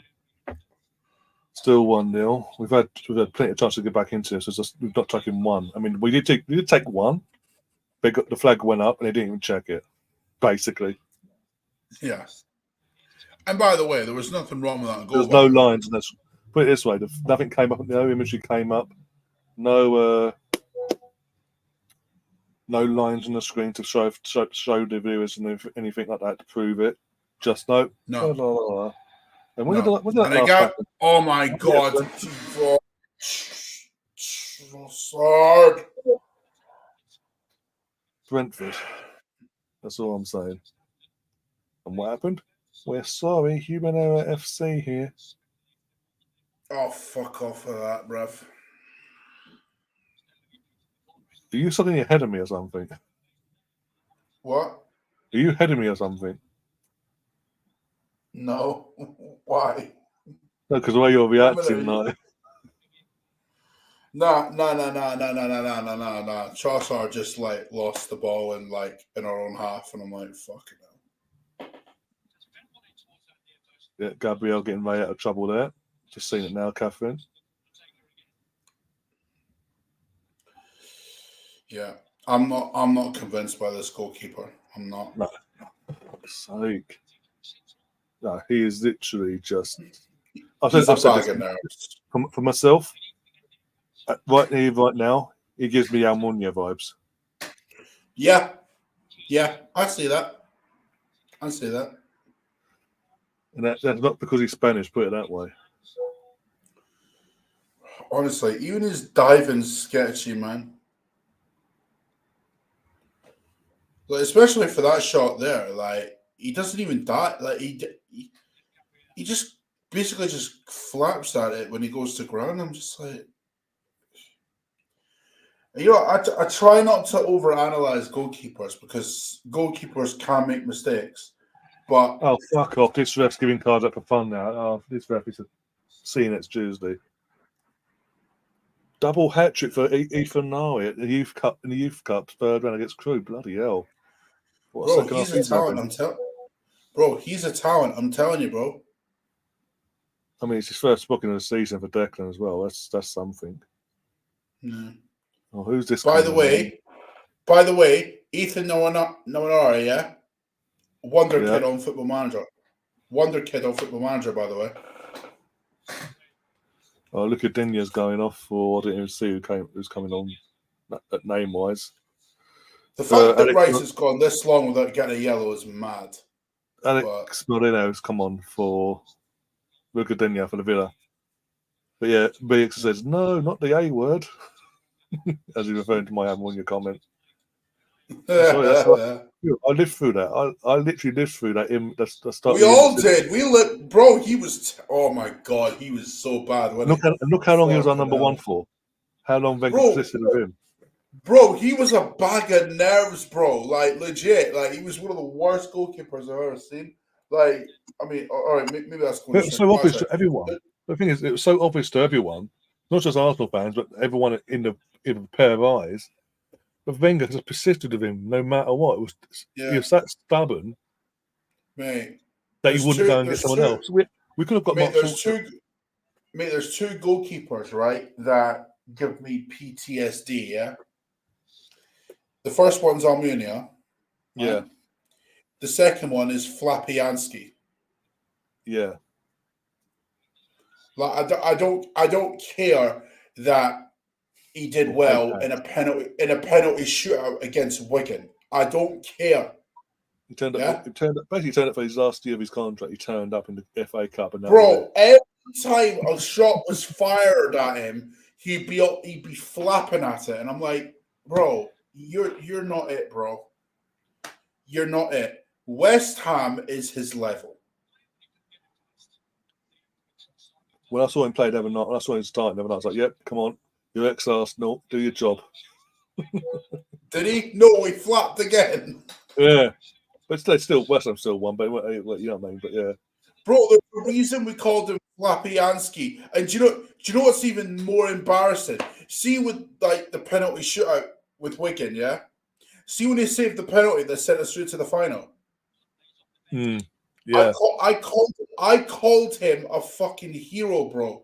Do you know how embarrassing that is for me? Bro, nah, bro, nah. I was calling him a hero like just because we got to a final, not because we won it. Like, Just to get into the actual final, yeah. my God, man. Kim Kallstrom scored in that semi-final, that penalty shootout as well. Oh yeah, didn't they fucking? Oh my God! How did we sign a player with a We signed a player with a broken back. And he did. Yeah, he played like one. I think the only game he did play was that game. I don't remember him playing any other game apart from that because of the broken back. Do you know what's mad? Do you know what's mad? Right, that same season, right? We signed Kim Kallstrom, or that January. I remember I was doing this. Yeah. We signed Kim Kallstrom in January, and then we signed, oh, who was it? Viano from Livorno or whatever it was, and he didn't play a single fucking game. This ref seeing things now. Sorry, I'm just got to stop. You got to see something in a second. The ref just stops the play for no reason. He literally stops the play for no reason. Oh, here we go. Eddie Nketiah for Jesus. What? Why is he stop? Oh my God, these refs are capped, mate. These refs are capped. Even the players are like, "What? We had the ball. There was no foul committed. There was no illegal touch of the ball in the build-up. What are you doing?" Oh, what? Just to get fucking Eddie on the pitch? That's what he's pointing at. He's pointing at the fucking subboard. Like, bro. That's the whole point. You're meant to wait. The ball's meant to go dead before you make a sub. Not there's a sub waiting to come on. I'm going to stop playing now. Gabby Jesus, mate. He's fuming. Jesus. He's pointing to his eyes. He's going, use your fucking eyes. Like, oh my God. Do you know what? I don't blame him. I don't blame him at all.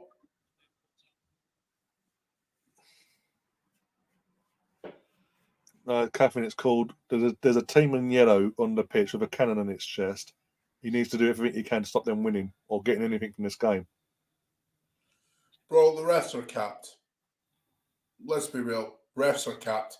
Honest to God, lads, you'd be a lot more. Do you know why I'm so like chilled right now? Right? Do you know why? One, I don't let results affect me anymore, and two, I'd rather just play Football Manager than watch the actual game now.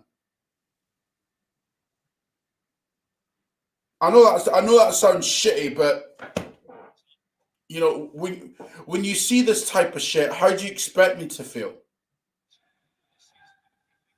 Do you know, like, we should be talking about, you know, how good Villa have been. Because let's not beat around the bush. Villa have been good tonight. But no, we're talking about some referee. Since they've scored the goal, it's been defend.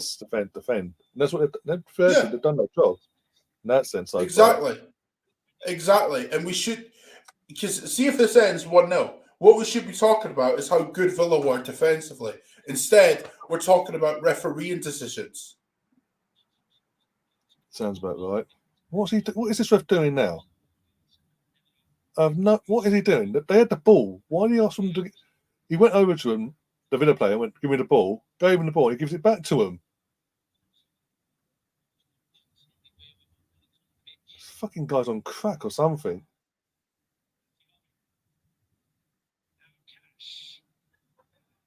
What? Just a drop ball for what? What are we doing the drop ball? What are we doing the drop ball thing for? Like, oh my God! Is he literally high on something, for God's sake? Because he's making the balls up as he goes along this second half. Mate, the only reason a drop ball should occur is if there's an injury or the ball deflects off him and he has to stop the ball to restart it. Exactly. That's the only reason a drop ball should happen. Okay, let's play on, yeah. Just play on, no worries. Just take Trossard out. That's okay. No worries. I swear to God, I am like, nah, bro, nah. You're gonna see Trossard get taken out cleanly by Matt Cash, and the ref goes la la la la la, play on, la la la la la. Yeah, just seen it. Great. And it's still down. La, la, la, Honest la, to God. la. And that's a clear enough mistake. That's a clear enough mistake the ref's made, but VAR can't get involved for some reason. You know what? Fuck this fucking game. I don't give a damn. I don't give a damn, bro. Just completely studs up, rushes in, bang. La la la la la. Oh, Do you know what? Do you know what? Just give me like, was it? No, we're getting a drop ball. Do you know what, Ryan? Right? Do you know what I want now? I want AI I want artificial intelligence referees. Be better than this bullshit, put it that way. You know what? Do you know why? Go Because they're machines. If you program them to understand the rules of the game, they'll get it right.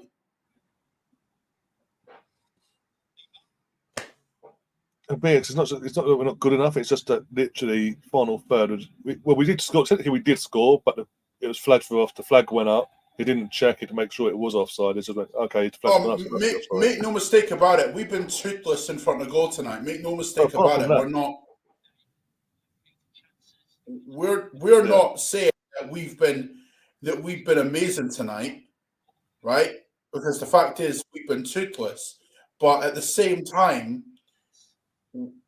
I don't know about you, Ryan, right? But I am tired of talking about these referees every fucking week, and and it's because of shit like this that I'm falling out of love with the game. I know people will say, "Oh, you're just annoyed because you're losing." No, I'd still feel the same way even if we were winning, because this type of shit happens every week, and it's annoying. Instead of talking about how good Villa have been defensively, we're talking about referees, and it shouldn't be that.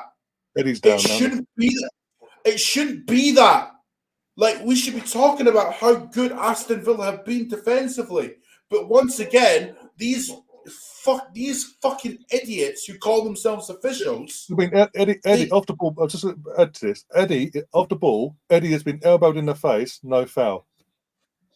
Bro, again, this is what I can't. No, I can't. Off the ball's nowhere near the play. Bro, just literally, Eddie's running alongside him. They're playing. Who is it? Trying to think, see who it is now. I'm trying to see. I can't see who it is, but basically, just player sees him and just goes crack intentionally. Like Catherine says, intentionally crack in his face. And you wonder why I don't do VAR apparently said that's okay. Bro, you wonder why I don't do much Arsenal anymore. Because see, if I was, I'd be talking about referees every week. Imagine intentionally elbowing someone and getting a yellow card for it. Mate, I'm done. Yeah, in terms of, I really am done. We'd be lucky we get 5 or 6. Because Arsenal pressing, they'll give us 2 or 3 if we're lucky. I'm sorry, that's a red card offence. He deliberately smacked someone in the head for no reason, away from the ball was nowhere near the action where he was. He gets a booking for it. And VAR goes, that's okay, la la la la.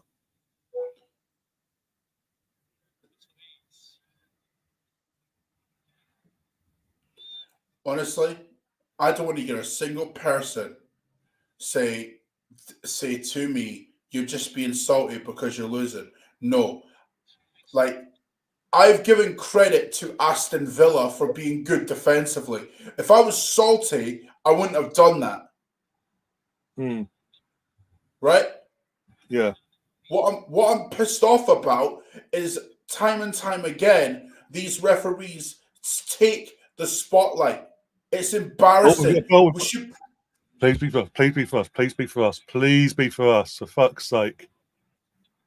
Goal, but being reviewed. Goal. Oh, yeah, there's a goal for us, apparently. It's been reviewed. Hopefully, I get to see it soon. Hopefully. I swear, if it's fucking offside or a handball, we can't give it because of this. Fuck off. I'm praying it's Havertz because he deserves it. Oh, it's in. Eventually, yes, Havertz ball is in. It's going to be disallowed for handball, says Brendan. Oh, for fuck's sake, I'll give up. Oh, right, don't even listen to him. I actually give up. Don't listen to him, man. No, I'm watching the ref. The ref disallows it straight away.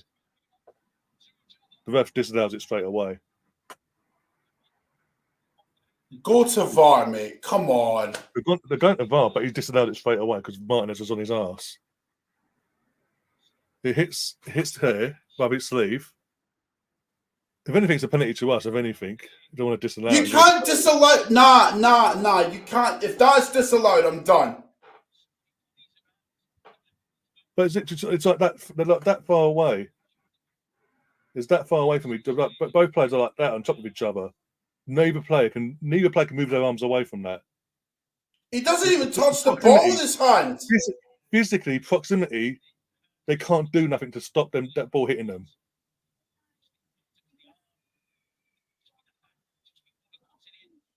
They can't. There's nothing they can do. What are they? Bro, you know how I was saying Havertz is putting himself about and making a nuisance of himself. That's why. Yeah, if anything, if they want to disallow it, they've got to give us a pen then, because Matty Cass handles the ball first.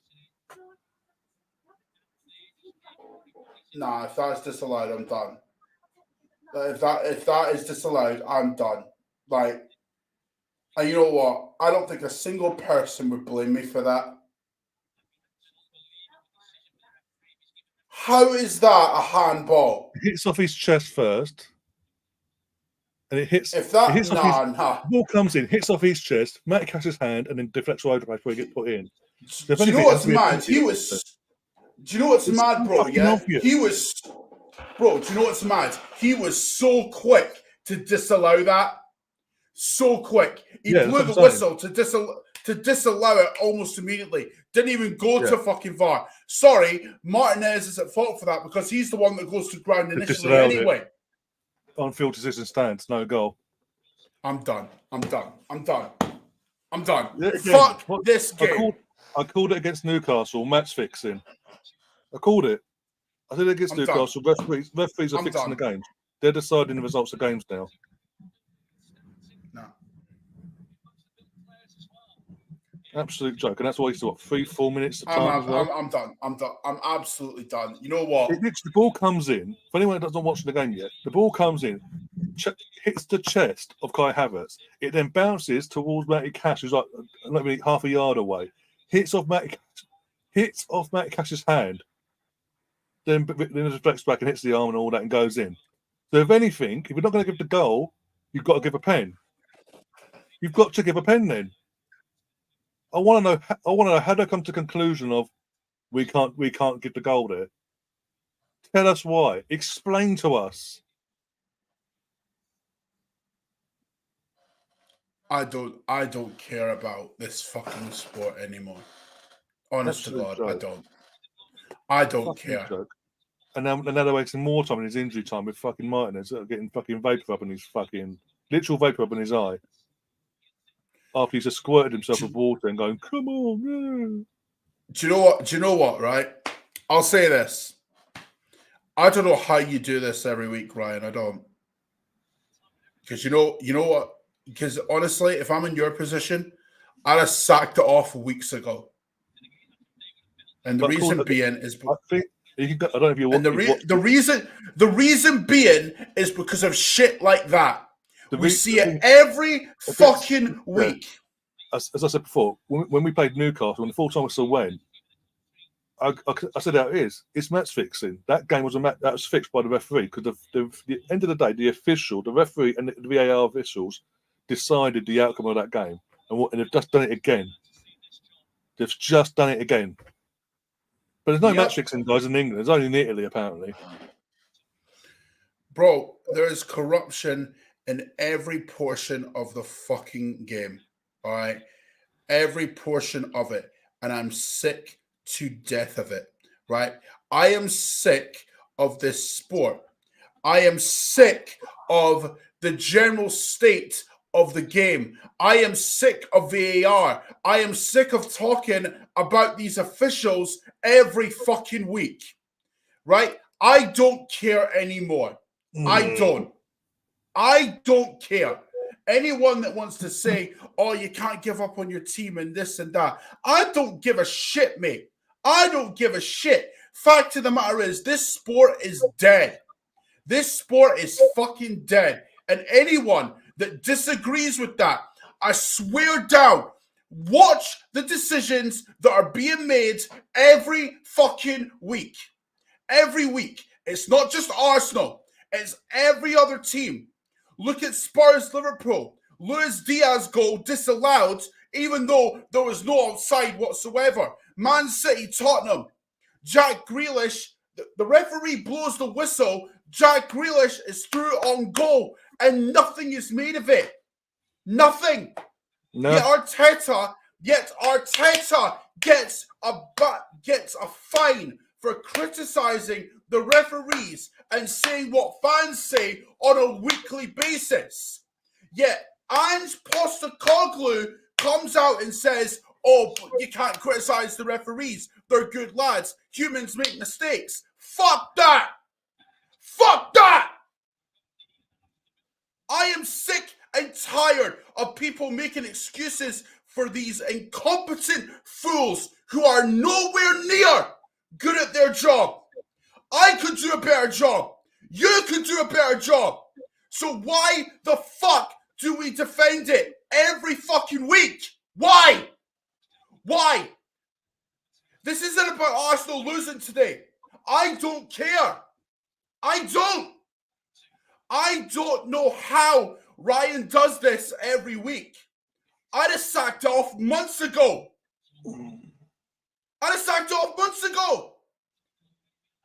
And yet, for some reason, people keep coming back.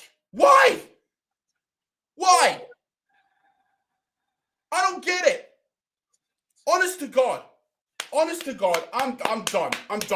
I wash my hands with this fucking sport. I wash my hands with it. You're done. And honest to God, if anyone says I'm overreacting, honestly, go fuck yourselves. I don't care. Right? To PGMOL, there you go. Have that. Don't give a fuck.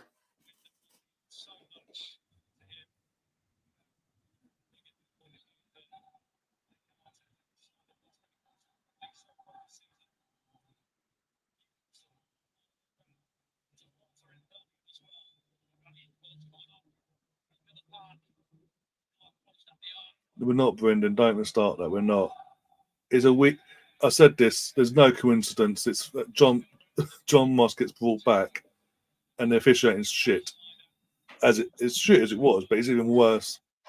They're being trained by a fucking incompetent twat like him. We forgot to put lines in, by the way, which coincidentally happened tonight.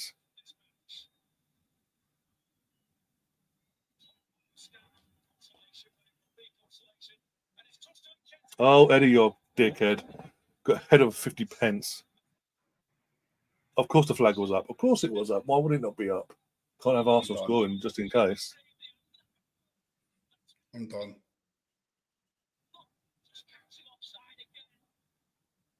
Full time apparently, says Steve. We didn't even get there like 5 minutes really, because there's like 3 or 4 minutes eaten in by fucking Martinez getting treatment. Arteta's fuming. He just walked out. He just literally got up and walked out the. Bray, I don't blame him. I'm done with this. Honestly, mate, I'm done with this sport. Like, honestly, I'm not joking. I'm done. Like, that BS is. Diogo Carlos, hang on. Jamie Carragher has just given Diogo Carlos player of the match, even though he should have been sent off 15 minutes ago. Make sense of that. I hate Carragher. I fucking hate the cunt. Do you know what? Do you know what I'm going to do? Do you know what I'm going to do? I'm going to praise the team. You know why? Because see, when that happens, you can do nothing else. Absolute joke. That is not their fault, right? You cannot. All right, maybe you can blame Raya for their goal, but I'm not going to blame the team for their performance today. Why would I? Why would I? I've seen bad officiating again. Why am I going to blame the team for that? We scored two. Technically, we scored 2 goals. We don't know if the reversal was offside or not because they didn't show us if he definitely was. By the way, both weren't even both those goals, right? None of them checked by VAR. Explain that one. Well, the second goal was just they couldn't decide. Apparently, it was inconclusive. Mate, overturn the decision. Mate, honestly, I'm done with the sport, bro. I'm done. The worst thing is Monday morning, and fucking Dermot Gallagher go party line. Well, I would have given it, but I can understand why it wasn't given because you can't tell. Even in slow mo, when it's hitting his chest, doing this and doing that, we can technically see it's not handball by him first. It's technically a handball by Metcalf first. I can see why it wasn't given. I guarantee it. Bro, I'm done. I don't care. But nothing will be said of this. We'll get a little letter when they realise they're fucked up tonight. We'll get a letter of Human FC. That'll be it. Do you know what, bro? Right, you'll probably continue doing watch-alongs and stuff like that because you enjoy doing them because because of talking with mates and stuff, right? But honest to God, we wasn't outplayed. I mean, when you compare the performances between Villa against us and City, no, hold on. I'm gonna have this right. I'm gonna have this right. First of all, we weren't outplayed. Second of all, I praised Aston Villa earlier for how good they were defensively, right? And thirdly, yes, Aston Villa are doing well. I've said all 3 of those things, right? But when I see bad officiating every single week, I'm supposed to be all right with it. No. Right? This is why I say AI referees, right?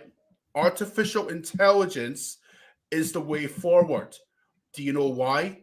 Because if you program artificial intelligence to understand the rules, they'll get it right because they're machines, right? Yeah. If the people programming them know the rules of the game, right? Which, by the way, these officials, right? They would not know the rules of the game if it bit them on the arse, right? And I doubt they know a lot about robotics. So that won't happen.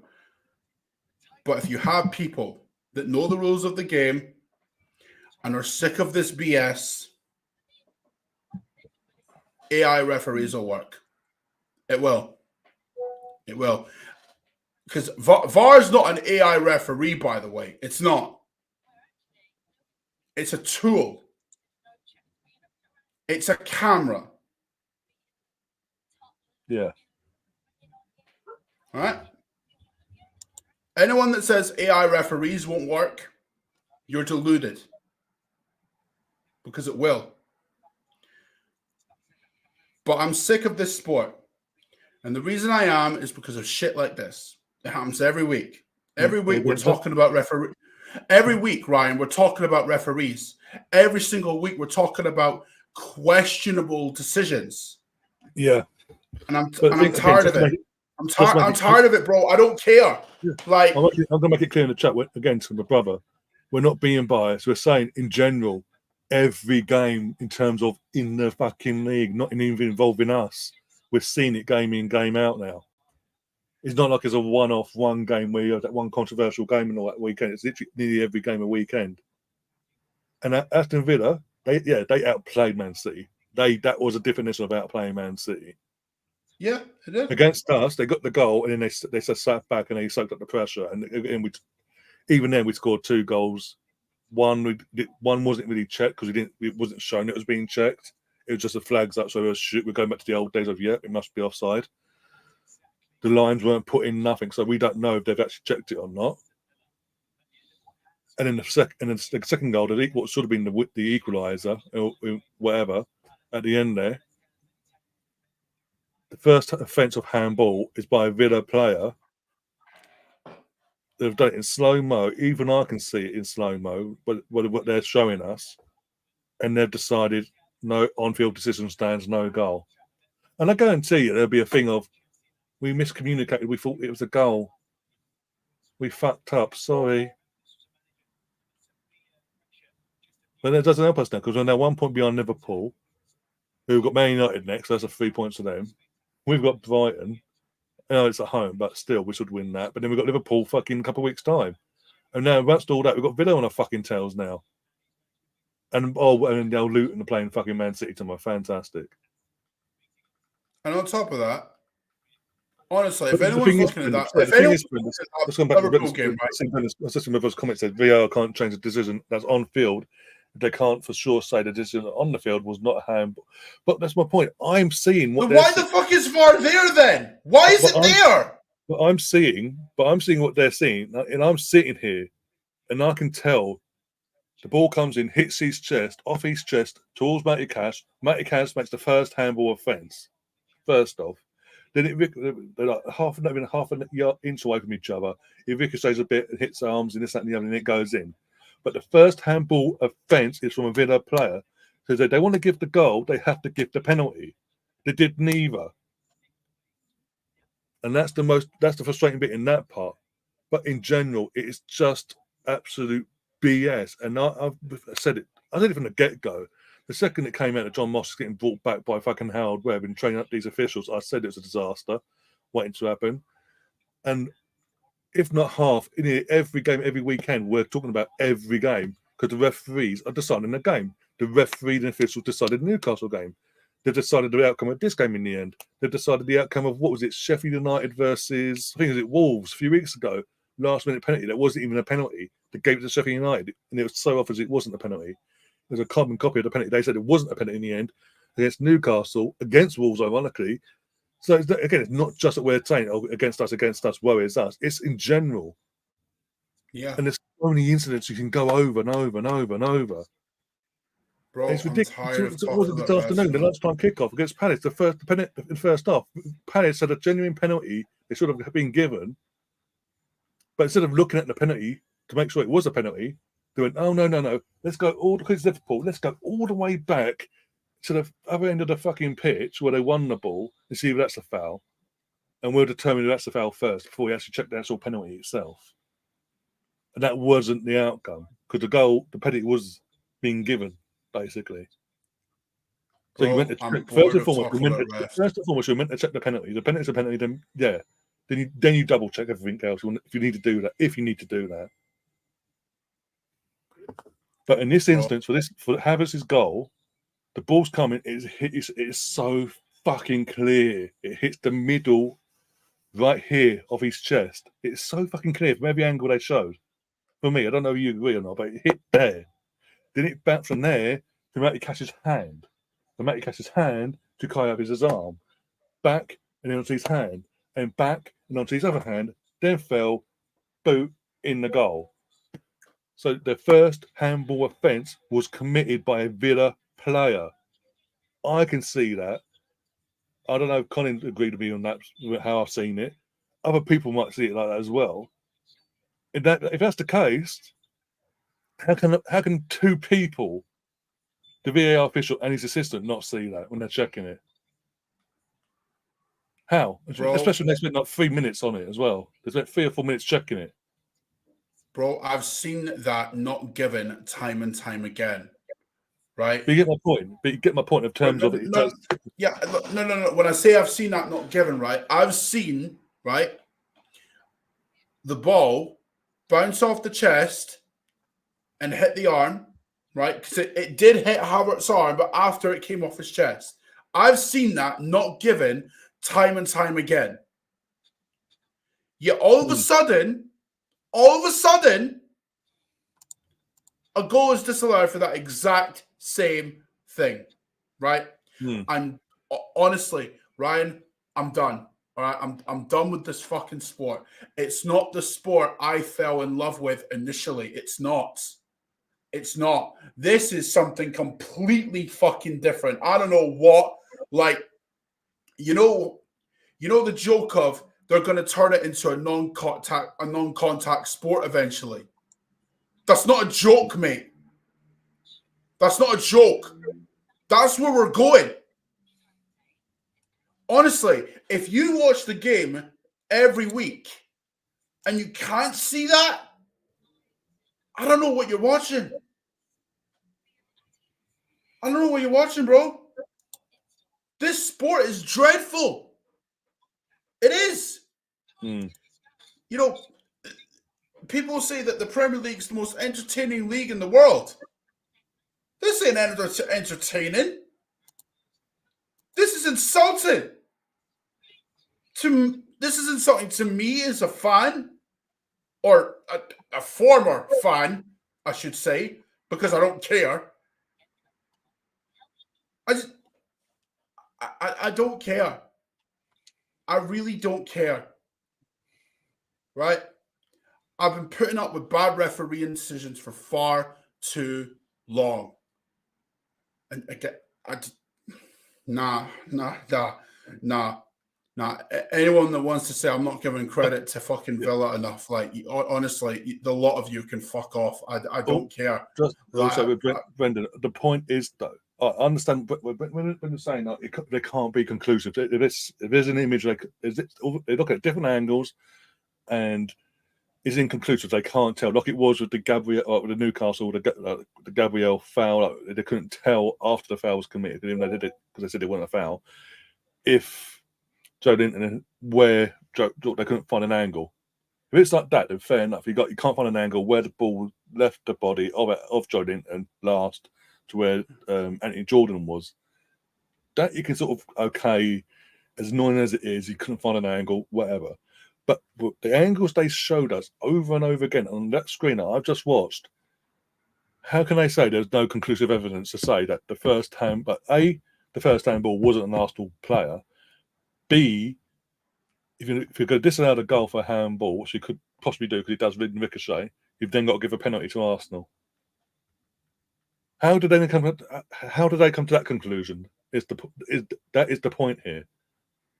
It's just a matter of la la la la la. Yeah, it was Arsenal with a cannon in its chest. We could do this, but we could do this. This is a sensible thing to do, but we're not going to do it just to cause a controversy. We want the drama. We want Dominic Gallagher to have something to talk about on Monday, even though he's got fucking 20 other things to talk about because there's fucking constantly in every other game now. I'm sick of it. I hate doing these streams, be it watch-alongs or podcasts, and we're having to talk about the same fucking idiots every week. When I say idiots, I mean the officials. Period. On and off the pitch. I'm sick of it, but I have to talk about it because that's what I have to put it out there because it's out. It's there. That they are the source of everything that's going on at the moment, and not in a good way either. I mean, Howard Webb has been in charge of this, by the way, for over a year now, and the system's got worse, not better, in the outcome. He does it all, but he's more outgoing now. He does this show of international break. He does all the thing with Marco Owen, the show that he doesn't get challenged in. He just comes in and goes, well, this is the game. This is what the outcome came to. This is how we came to that outcome. Move on, next. And Marco Owen just goes, oh, Howard. No, that's bullshit, period. That's just a show put on by Sky and TNT to keep have Howard Webb toe the line, but toe that narrative for whatever outcome comes out from them particular shows. And Marco Owen's just a lapdog. It's just a dog on heat, basically, and he's money. Bro. And I'm just sick of it. The pundits, right, who refuse to call this shit out, they are just as much to blame as the officials are. Do you know why? They refuse to call that the domestic officials, but European.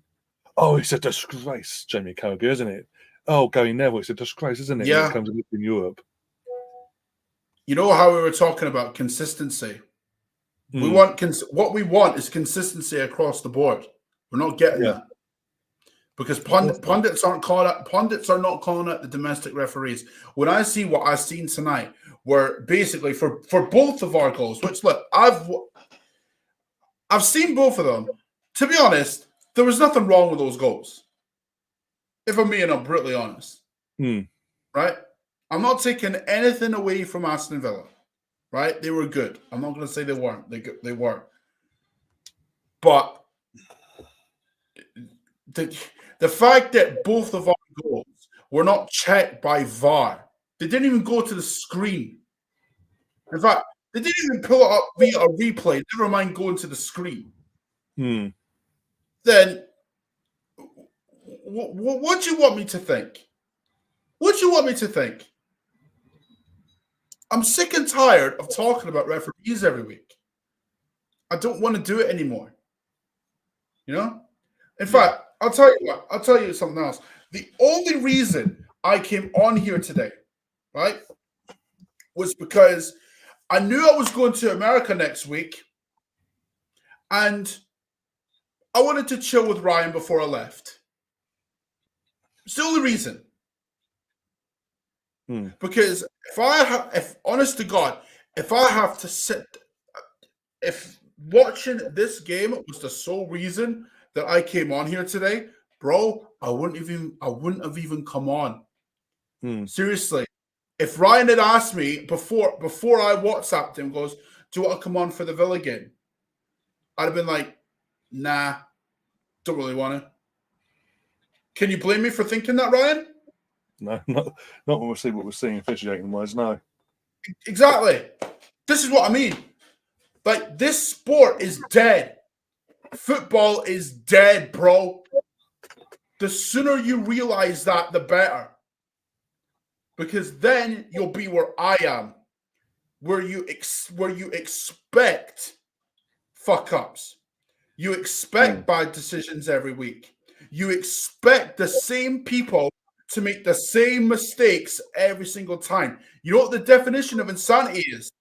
Doing the same shit over and over and over and over again and expecting different results. I guarantee you, most people will be back for the next game and expecting better from the referees. You're not getting it.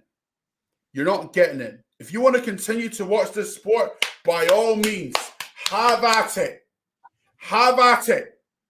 Do it. Do whatever the fuck you want.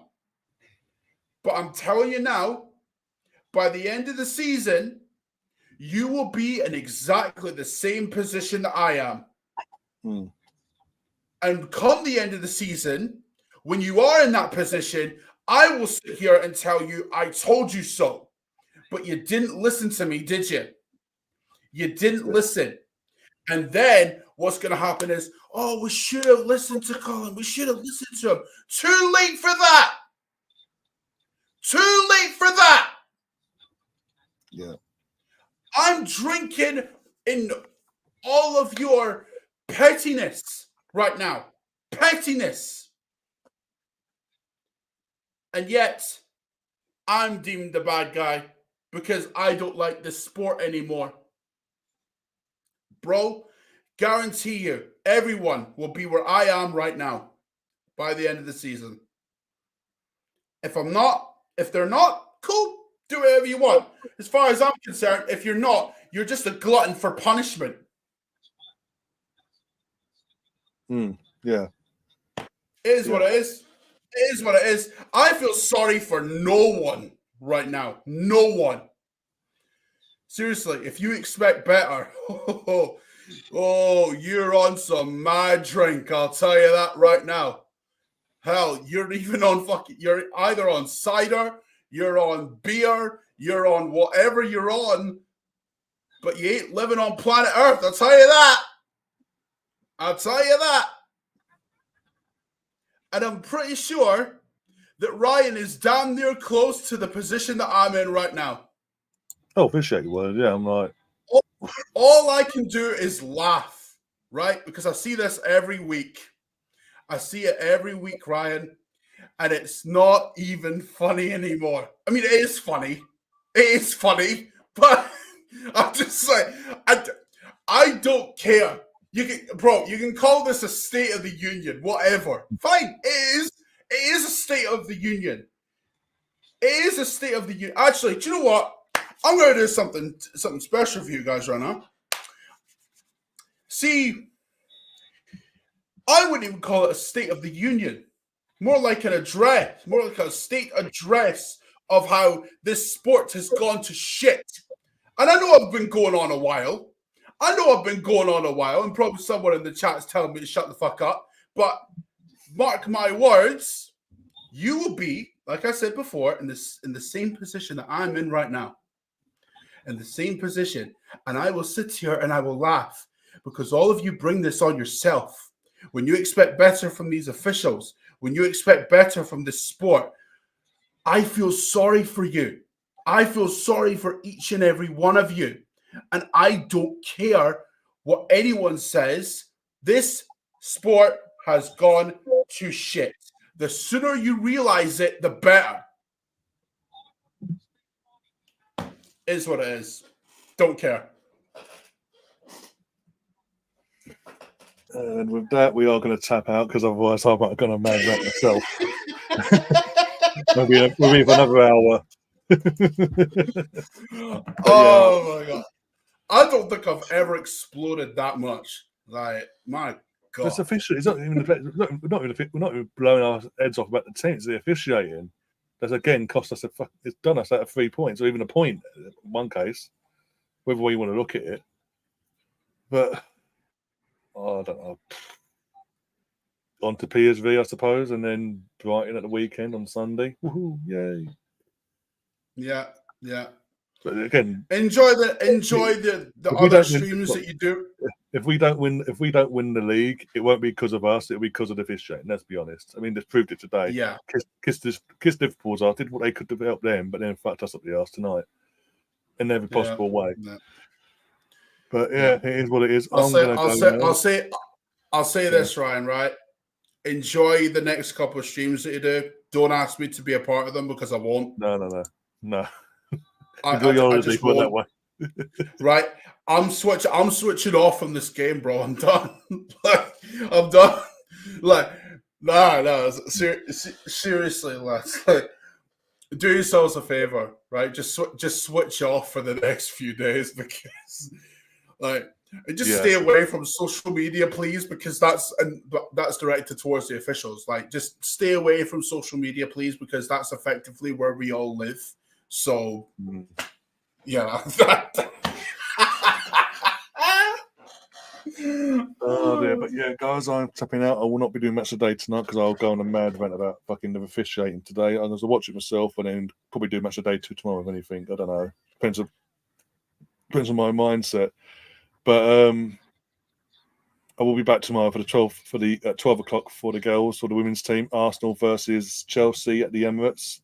58,000 tickets sold. So hopefully nearly a sellout. Another WSL record broken by us again. So we'll be covering that game. So 12 o'clock, 12:30 kickoff. And then we go from there, really. Been podcast is back on as usual on Monday, from this Monday onwards. That's going to be fun. I've got to relive this bullshit and fucking slag off the refs. Woohoo, yay. Rant on that one, Ryan, yeah? Yeah, I might as well take it for that, actually. Give me a couple of days to soak it up and then burst into fucking flames, basically, as I fucking slag off the referees. Yeah, but by the time you go over it again, mate, you'll just be as furious as you are now. But anyway, I'll leave it to it. Then, Colin, have a good holiday. Take care of yourself. See you over Christmas. I'll see you even through Christmas or New Year at some point. Have a chat over the time period. Yeah. If anyone's still around, right, after the rant, yeah, if you want to see me explode on a different kind of way, I just uploaded an Everton Football Manager 2024 episode. To those of you that enjoy my pain, I bottled top four again. Shock. I've not uploaded the season 2 finale yet, but I am planning on doing that. Pickford's trash. That's all I'm gonna say. I can tell you. I've had faith in him for 2 good seasons, thinking he'd get me there. Looked at one point that I could win the title with Everton, but that appeared to be delusions of grandeur. But I mean, yeah. I don't know what else to say after that. Yeah. Oh, Dad, I'm flustered right now. I'm flustered. I can't. I can't. Oh my god. Oh fucking hell. Just end the stream, Ryan. Why are we still going? Yeah, I don't know, but yeah, till tomorrow, guys. Take care of yourselves as always. Up the Arsenal. Woohoo! Yay! Referees are. Ugh.